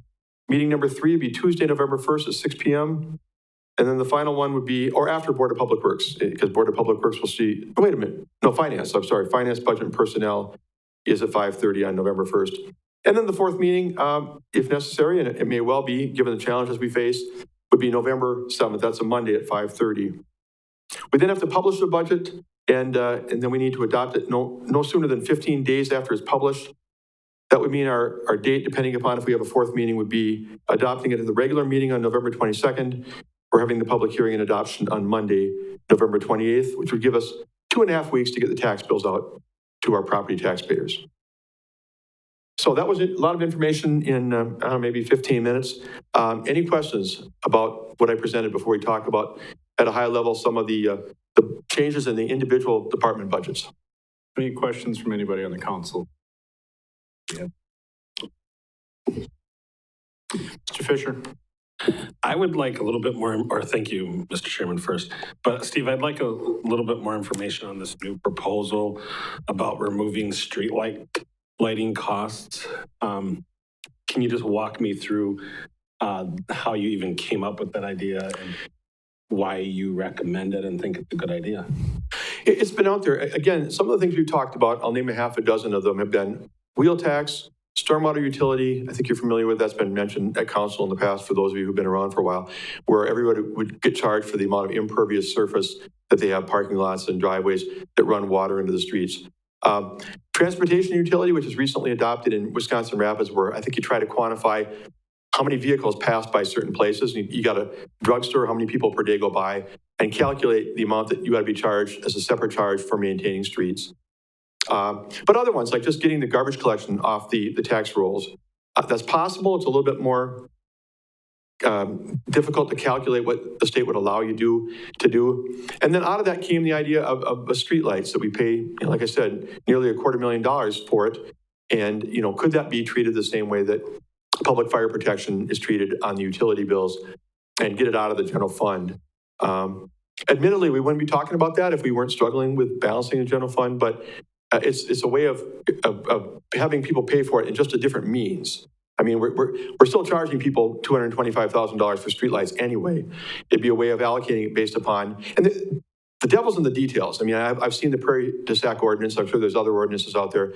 But, what are you charging residents compared to what you're charging businesses, a Walmart versus your house, as far as street lighting and whatnot. But they came up with a formula that was approved rather quickly, as I understand. It wasn't seen to be too difficult. And then you just pay for it on your utility bill. You send the payment to Marshfield Utilities. They would then be responsible for saying, well, out of our monthly bills that we've collected payments of this amount, we need to remit that to the city of Marshfield. That's the concept. Mr. Wagner. Yeah, thank you. Steve, I get, one of the things I always look for is fund balance applied. It's better than it has been. It's not as bad as it has been in the past. The question is, how did we do with expenditures within the previous year's budget, and how much money did they put back into the general fund? You mean, do we have a surplus or a deficit? Yeah, did we have a deficit in our budget, or did we have a surplus, and how much went back into that fund? Was it as much as the fund of balance applied? Well, I think one of the reasons why we've done as well as we have for the time I've been here is because, in a $24 or $23 million general fund budget, let's say that you have a 1% buffer. In other words, you end up spending 1% less over the entire year than you expected. People budgeted for this many snowfalls. It didn't turn out to be that many snowfalls. 1% of 23 million is a big number. So oftentimes we've been able to fill the gap in the budget by plugging in $400,000, let's say, like this, of general fund reserve money. And then at the end of the day, when we get to December 31st, we haven't really needed to transfer anywhere near that amount of money to cover the difference because we've had a surplus. But I've not actually looked at year by year how that's played out. And that's not something you want to do anyway. That's not the goal of budgeting, is to say, hey, look, we'll probably run a surplus, so let's fill the gap with hundreds of thousands of dollars of general fund money. But it hasn't always played out that we needed anywhere near that amount of money to fill the hole. Okay, and the other thing is you did use I believe it was on the debt service that you used repurposed ARPA money? Yeah, council approved allocating the $1.9 million over 3 years between 2022, 2023, 2024. So again, all these things require council approval. We talk about, we can't institute a street lighting thing on our own without council approval. We can't. That applies to changing the ARPA allocation that the council approved at a meeting. We're just saying that we believe that there's two projects that we don't see needing to move forward in 2023. That opens the door to fill the gap with other projects that need to occur to balance this budget. We were looking at a $2 million shortfall, and that was one of the ways that we could help fill the gap when we realized that two projects were probably not going to occur in 2023 anyway. Well, you're certainly right that the council needs to act on those because those were projects that we put on the books. Yep. And basically, it's going to take us to take them off the book. Yeah, that's why this is a proposal only. I mean, you can decide that you don't want to move the thing down the road on affordable housing. You want there to be a $100,000 placeholder in 2023, even without a project that's before us to do. We're just suggesting that to make this budget balance, that was a way to repurpose. And again, we're talking one-time money here. That leads to the bigger challenge I'm talking about for this body and the staff working together. There will not be ARPA money in 2025 or 26 or whatever. So there's a much bigger issue to deal with than just filling a hole with ARPA funds. But I got to tell you, I mean, we were looking at, I don't know where I would have come up with another $435,000 worth of cuts. And I certainly wasn't going to walk before you and say, hey, fund balance applied is going to be $850,000. So, I mean, I feel like we did what we had to do to try and make a workable budget for 2023, knowing that, in fact, work on the 2024 budget should start a couple of weeks at the most after this one's approved. Between the council and the staff together. Mrs. Tompkins. Thank you, Chair. I have two big picture questions. So this is for, will this come up? Do we have from the various departments that are charging a service fee to the EMS, that would be the IT, Human Resources, and Finance, I believe, they're the ones charging the fee. Do we have a contingency in those departments' budgets that potentially that service fee would be taken out? We don't at present, no. And I want to go back to the discussion about the EMS fund before. This is my personal opinion. I'm not sure if it's fully shared by, finance or fire staff, although we've talked many times. But I really think the ultimate answer is going to be that the enterprise fund goes away and that EMS becomes incorporated into, along with fire, into the general fund. It's just that transition is going to be, that's going to be a difficult transition. The whole purpose for it being an enterprise fund, the purpose of an enterprise fund is a fund that can stand by itself without any assistance besides the fees it gets from the people paying them. Wastewater will always be an enterprise fund because the fees obviously clearly cover the cost of the service. I mean, they have a good fund balance and there's no problem there. With the 70% of our customers being Medicare and Medicaid and the federal government not increasing those rates, I don't foresee a day when the fees are going to ever be covering the cost of the service, no matter how tight you get with the expenditures, to where it deserves to be treated like wastewater. But how to get there, how it's going to happen, because anything you do, if you take away those allocations made by administration to EMS, now you're just opening up a general fund hole. You're just shifting the hole from EMS to the general fund. So the transition of how to get to where we maybe need to go is going to be difficult and maybe take a little bit of time, quite frankly. That's just personally my opinion, and only my opinion. Would it be possible, I know this would be adding work on the 3 department staff. I just feel like we would need to know those numbers. If that is an option that we're going to be looking at, how would it affect those departments? Is it possible to get that from the departments, from finance, IT, and is it human resources that also? You mean whoever the allocations are being made by for their time?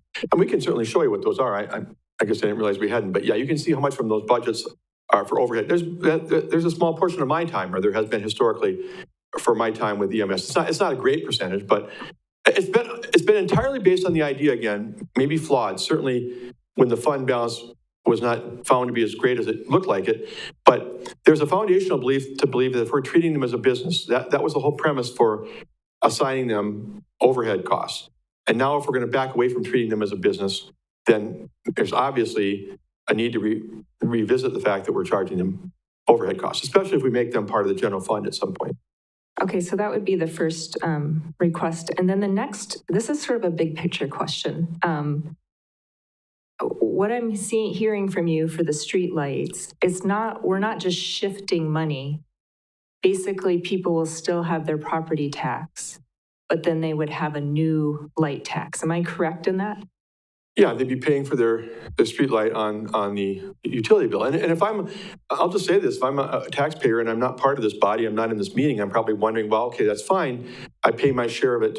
But then how do I know that you're not going to increase taxes on the side anyway? And whatever. It's incumbent upon us to be very cognizant of that if we do this, that we're not just backfilling with another $225,000 worth of expenses, but conceptually it makes sense. Conceptually, it takes it off the tax roll, gives us a little bit of room in our general fund to where we're not constantly strapped at wit's end, and yet they're repaying whatever their share of the same pot, the exact same pot, would have been anyway. And that's why it's passed in other communities. It may not pass here, but I felt it had to be recommended. So can I just ask, and I know that in the past you guys have talked about some of this, but have we explored all options for sharing the tax burden? We live in such a unique community where there's a certain amount of people who live in our city, but then there's quite a lot of people who live outside our city, but they use our parks and roads and they bring people, they work here. And so have we ever explored all the possible options legally within Wisconsin to say, instead of continuing to tax the people who live here, can we share that burden with the people who drive in daily and use our parks and roads? I mean, I think one of the things we can do maybe more of than we do right now is charging non-residents maybe more for a service that residents get. And I'm looking for Justin here. There he is. Historically, cities that run pools say that you pay this much if you're a resident and you pay $2 more if you're a non-resident. But I think what you're talking about is taking that to a much higher level in terms of getting people from surrounding towns and villages to pay for their use of city facilities. The problem with the roads, which is the big one, is the one we talk about the most is the wheel tax, and that would only affect for sure city residents because it'd be based upon vehicles that are kept and maintained in the city. So that might be one where they drive into work, they drive into church, they drive into grocery store, and they never pay. But I get what you're saying. I mean, to the degree that we can identify that they benefited from certain services, it may be worth finding if we can charge, fees for that to cover our legitimate costs. Mr. Fisher. Got to remember not to say Madam Mayor. So thank you, Mr. Chairman. Two things. So one, did I hear you say, and I want you to repeat this so I make sure I heard it correctly, that there is a recommendation to go away from an enterprise fund?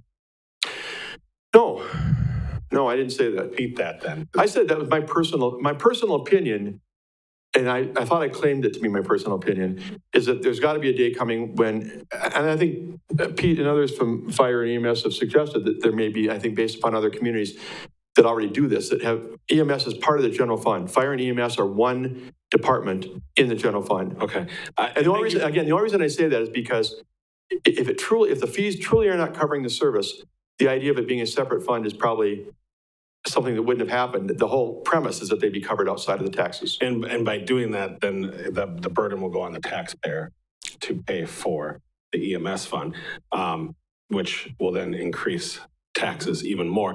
So thank you for that clarification that that's your personal opinion, and I hope I'm 10 feet under when that happens. My second point is I like what you said, Alderwoman Tompkins, because I think this is something I have felt for some time. I feel like the state of Wisconsin really ties our hands with property taxes and really punishes the citizens by taking on the brunt of city services. And it's not just property tax, it's wheel tax, it's almost anything we recommend, even the street lights, are going to go back on the citizens. So I appreciate those comments that you made. And I think one thing we need to look at, and maybe multiple, but I know communities are doing this, is instituting sales taxes. Now, sales taxes aren't going to be popular either. No tax is popular. But when you start to have people outside of your community pay for sales tax, sales tax is a much better way to, honestly, in my opinion, in the 21st century, tax people. Because we are already paying, exchanging goods and services.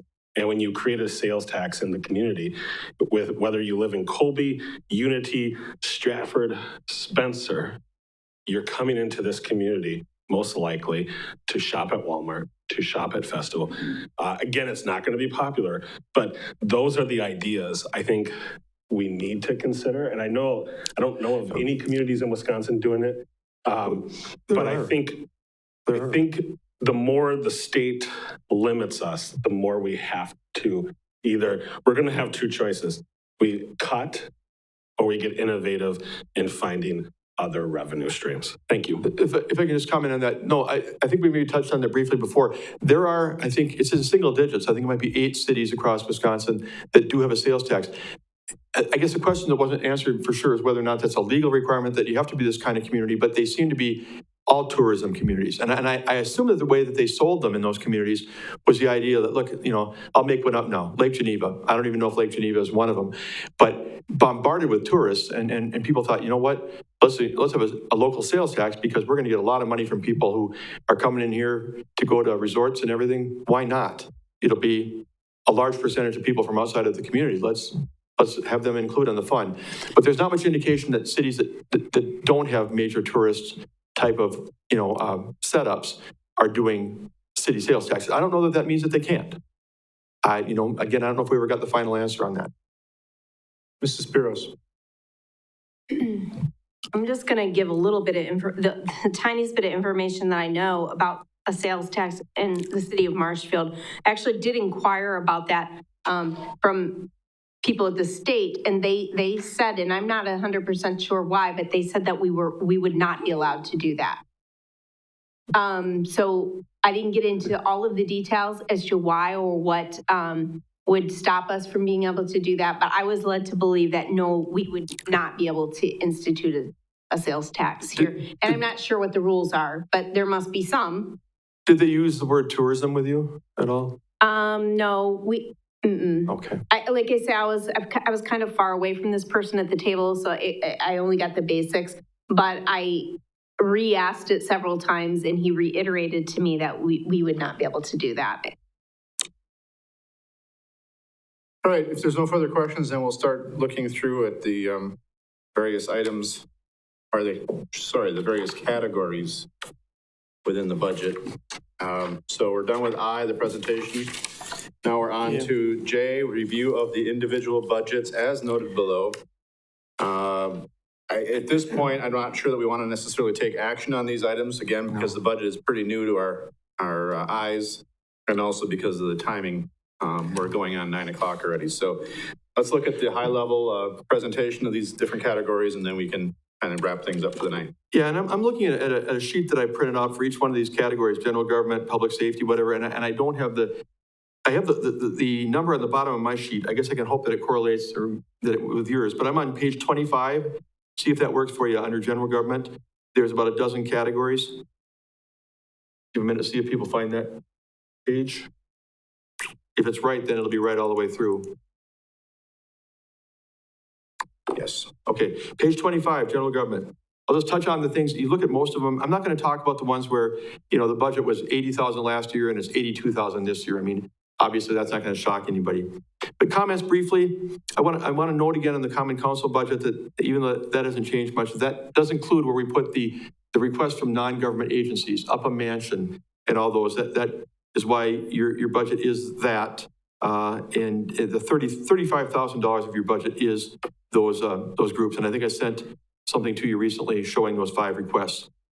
Municipal court is up about almost $20,000, and that's increasing the amount for bad debts from $5,000 to $25,000.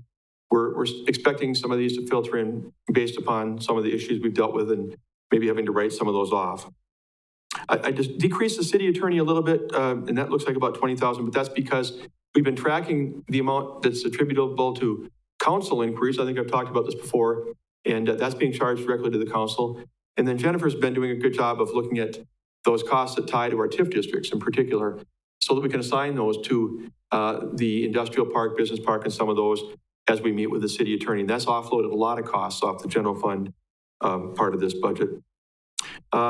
City administrator dropped a lot because of the $400,000 contingency thing.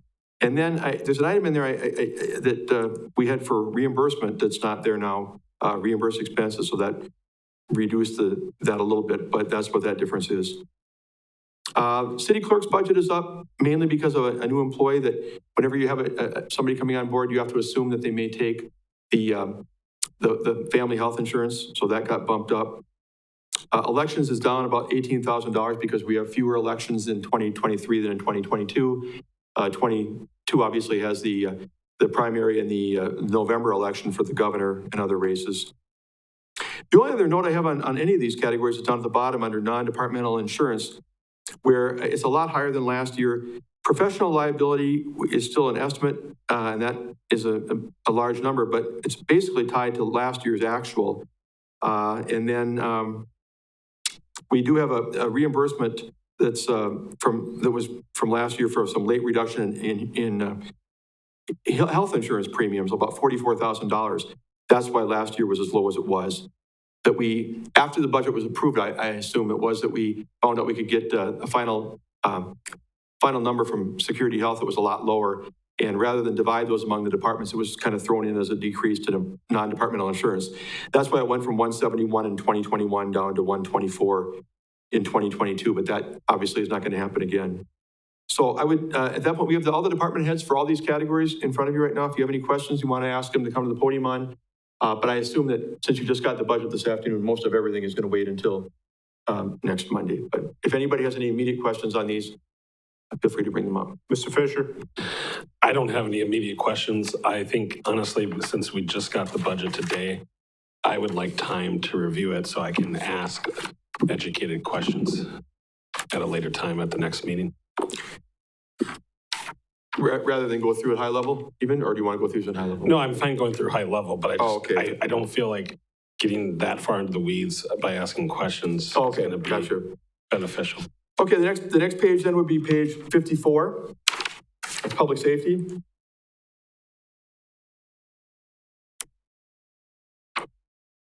And I really don't have much to comment on there. If you look at the percentages, they're not that great. You know, perhaps the largest increase by percentage is ordinance enforcement, but again, it's most of that is personnel costs. It's pay and benefits, health insurance, life insurance, dental, whatever. Fire protection and fire prevention, if you put those two together, you end up with roughly a 1.7% increase from 2022 to 2023, even though prevention is up a little bit. But there really aren't any specific single items that stand out in law enforcement, fire, or emergency management. So, unless there's any questions. Any questions on public safety? Okay, continuing on. Public Works on 68.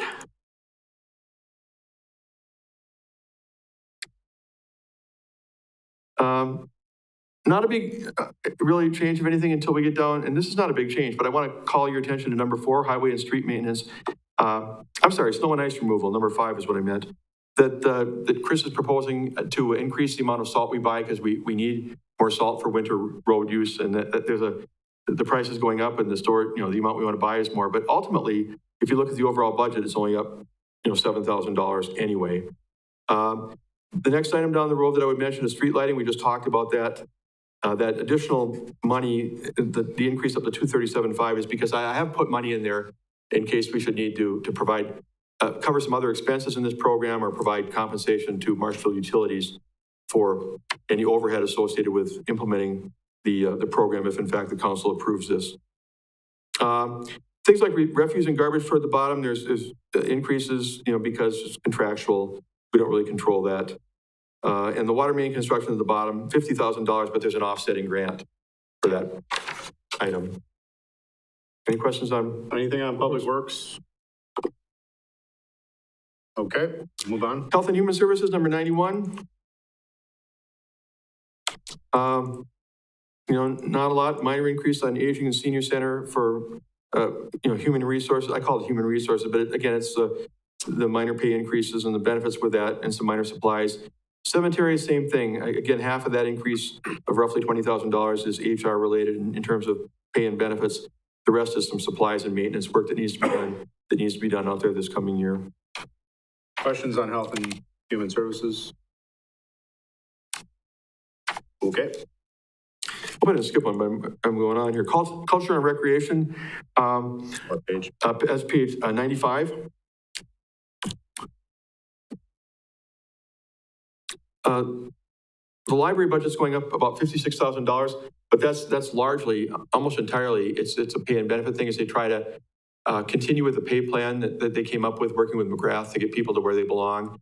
And in talking with Jill, she's agreed. She's talked with Jennifer and myself to transferring $25,000 from the library fund that accumulates over the years toward offsetting some of that cost. I think they really want to make sure that the pay continues to be modified to where it's been deemed to be appropriate for staff. So that $25,000 would effectively reduce that from $1.696 million down to $1.671 million, even though it's a revenue, and that would really greatly mitigate that increase.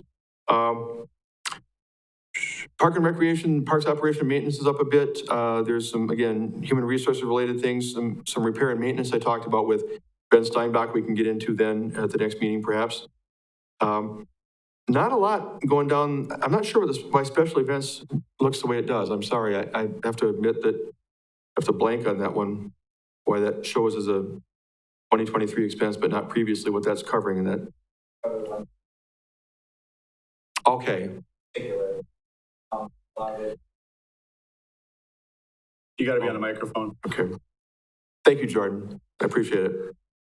In the chaos, I forgot to ask you on that one. Could you repeat, please? Yeah, no worries. That was kind of a breakout of the the recreation programs. It's related primarily to the Wenzel Family Plaza. It's not just the Wenzel Family Plaza, but a lot of the expenses are related to that program There's a lot of offsetting revenues in there as well. So it's kind of hard to look at just the expenses for that because there is a large portion coming from EDB, coming from Visit Marshfield, all of those other programs that are kicking in, contributions as well. So there are revenue sources there too. Correct. The only other one I would note would be the aquatic facilities, where you see that budget's gone up and a fair amount. And I don't know that if Justin wants to comment on this now, but we had a lot of conversations with him about the cost, having gone through a year of Van-A waters, and he's going to give an update at the next council meeting, I believe.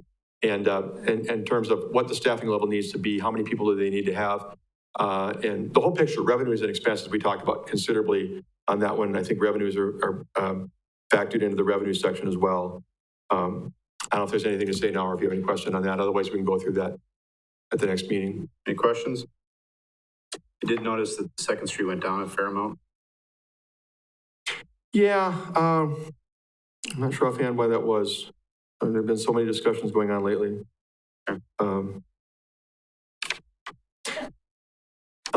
Jordan. We'll get you a stool. Go for it, Jordan. All right. So in this budget, there was a reallocation, I guess, as you would say, of admin from differing parks and recreation areas to the admin areas. I think a lot of them came out. They used to break out some of their management from, and I'd say 5 or 6 different functions. And so Justin asked, please wrangle those all into one department, Parks and Rec admin. So that's a reflection. Which would explain why that one went up.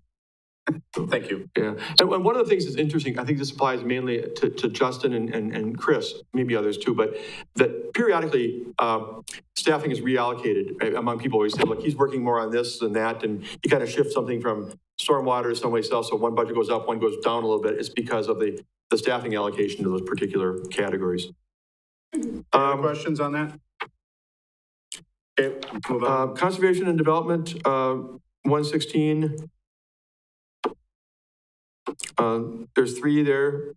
Industrial park operations and forestry are pretty tame. It's really just paying benefits. But development services is going up quite a bit, and that's mainly HR. Again, that's budgeting as if replacement employees that we would get would be taking family health and they, along with that, family dental and the whole thing. And they may not, but you can't possibly know that until those individuals are on board. So you have to buffer for it and plan for it. Questions on conservation and development? All right. Debt service, I don't know if, I'm sorry, page 142. I haven't really talked to Jennifer and Jordan about this, but you know, the debt service fund 301 shows what we're expecting to pay. You know, the 4.7 million is basically principal and interest on our debt, and the 4.55 million shown as revenue from the next borrowing, I'm guessing, correct? Basically. Questions? Yes, Mr. Fisher. Just one question. Did we skip special revenue funds? Oh, well, okay. Can you still address the question? Can Jennifer still address the question I raised so we don't lose our place? Could you repeat it just one more time, Steve? Yeah, I just, you know, the line in on page, I'm sorry, Jennifer, on page 142 that under debt service, it shows 4.78 million in expense and 4.55 million in revenue. You know, a loss actually of 225,000. The expense is effectively the principal and interest and issuance costs of our expected, principal and interest of our debt we have to pay on. Correct. Correct. I'm just asking what the 4.45 or 4.55 revenue reflects. That would be the tax levy. Of the tax levy for debt. For debt, specifically for debt. Okay. I should have realized that. Thank you. So we're not levying enough to cover the debt? 2 things. In a review of the debt service fund since 2020, I found an error where we had applied debt service premium to capital projects funds. And that debt premium is not allowed to be spent in that manner. It has to be reserved for future interest payments on debt service. So that amount of debt premium was shown effectively as fund balance available in those capital projects funds. It hadn't yet been allocated to projects, so I brought that back where it belongs in the debt service fund so that it is available to pay its interest payments. And then in the prior year, through the handoff between Ron and myself, there was an error where we put too much in the levy for debt service. So taking that off, reversing the impact of putting too much in the levy last year. So the combined impact of those two events is the 225. Once we do this, there will be about a $3,000 fund balance in the debt service fund, sort of cleaning up the past, putting a stake in the ground. So going forward, the expense in this category will only represent future principal and interest payments, and the revenue should equal that amount, which is going on the levy. Okay, thank you. Any other questions? All right, we'll backtrack to page 123. Yeah, 123 special revenue funds. Hopefully you're there. Not a lot. The economic development one, I talked to Jennifer before this meeting, and I want to follow up with her, make sure I understand that, because our normal intent is that we don't plan for expenditures greater than the amount we get from Marshfield Utilities through the dividend, which is $286,700. And yet it appears expenses exceed that. And I hadn't realized some of the expenses that were being charged for that. So I want to talk to her offline, and I'll be ready for that on the 24th. So I got to tell you, it's been a mad scramble these last few days getting this out, and I apologize so much to you guys for the fact that you didn't get it until today and that the first meeting was backed up. But it's been a challenge, let me put it that way. The two I would note from special revenue funds then would be the shared ride taxi service, where the revenue and expenses are equal. But I just want to point out the fact that we have a growing local share. You've seen this recently. I think Ron Almond brought a resolution forward a couple of years ago. Our local share is just a piece that isn't covered by fares and grants. And the grants that come from the federal and state government have been slowly diminishing. I remember when I first moved to Wisconsin years ago, I was working in Ripon, it was around 65%. Well, it's slowly weaned down. Right now, they cover about 55% of the total cost of a shared ride taxi service.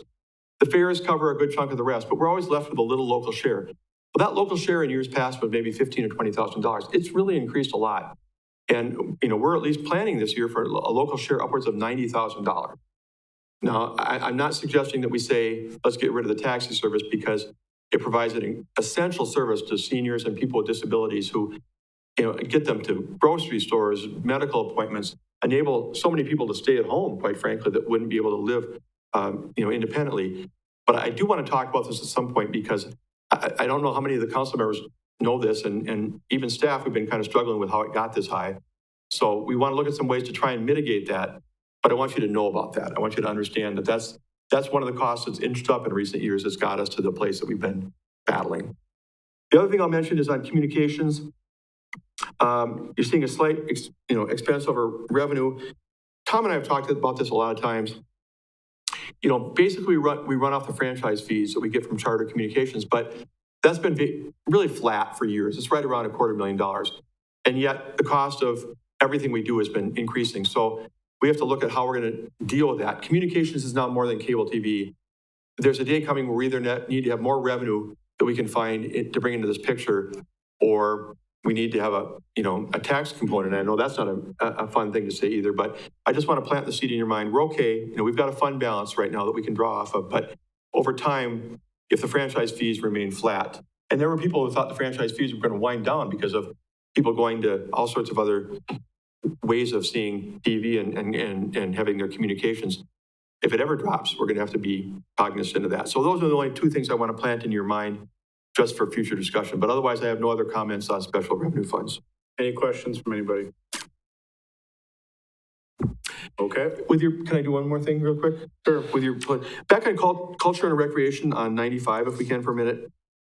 I think the only person in the room that's not a staff member is Brian in the back, and Brian's been very patient. Being that he's here and has sat through a 2+ hour meeting, if you look at UW Stevens Point, it was $56,000 last year. They're asking for $57,000 next year. I guess I'm asking whether there's any immediate concerns. There's not a deep budget to go to in this one where you look at 3 pages of line items. I'd rather than have him come back again, I guess I'd ask if there's any immediate concerns about that allocation. Anybody from the council have any questions that can be addressed tonight?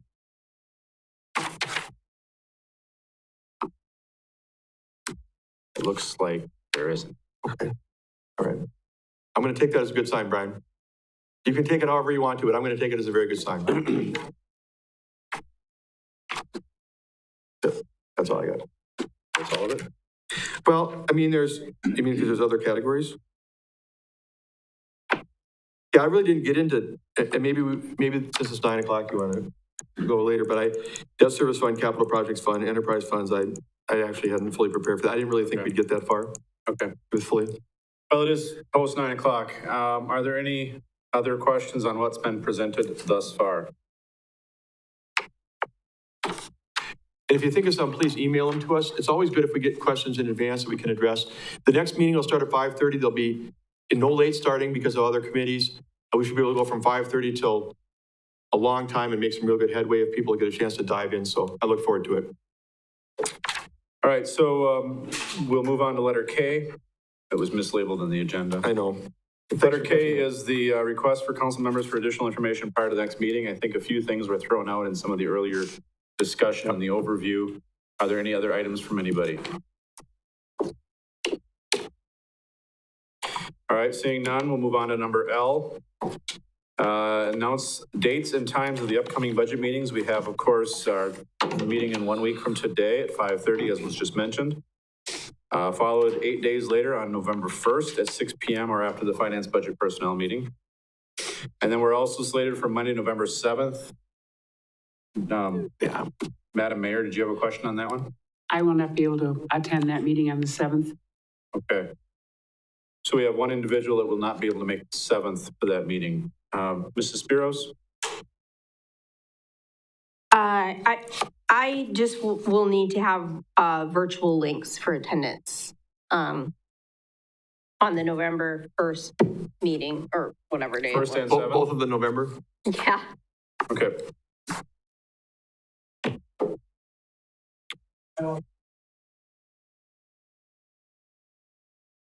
Okay, so we have a couple of people that may have to read.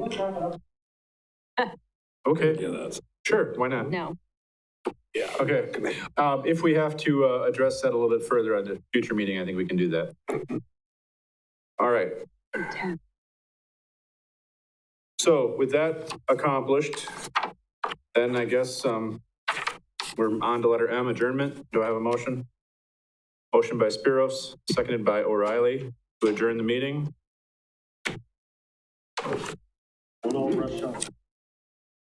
Please vote Yes. on your little pad. Oh. We're back to the pad, sorry.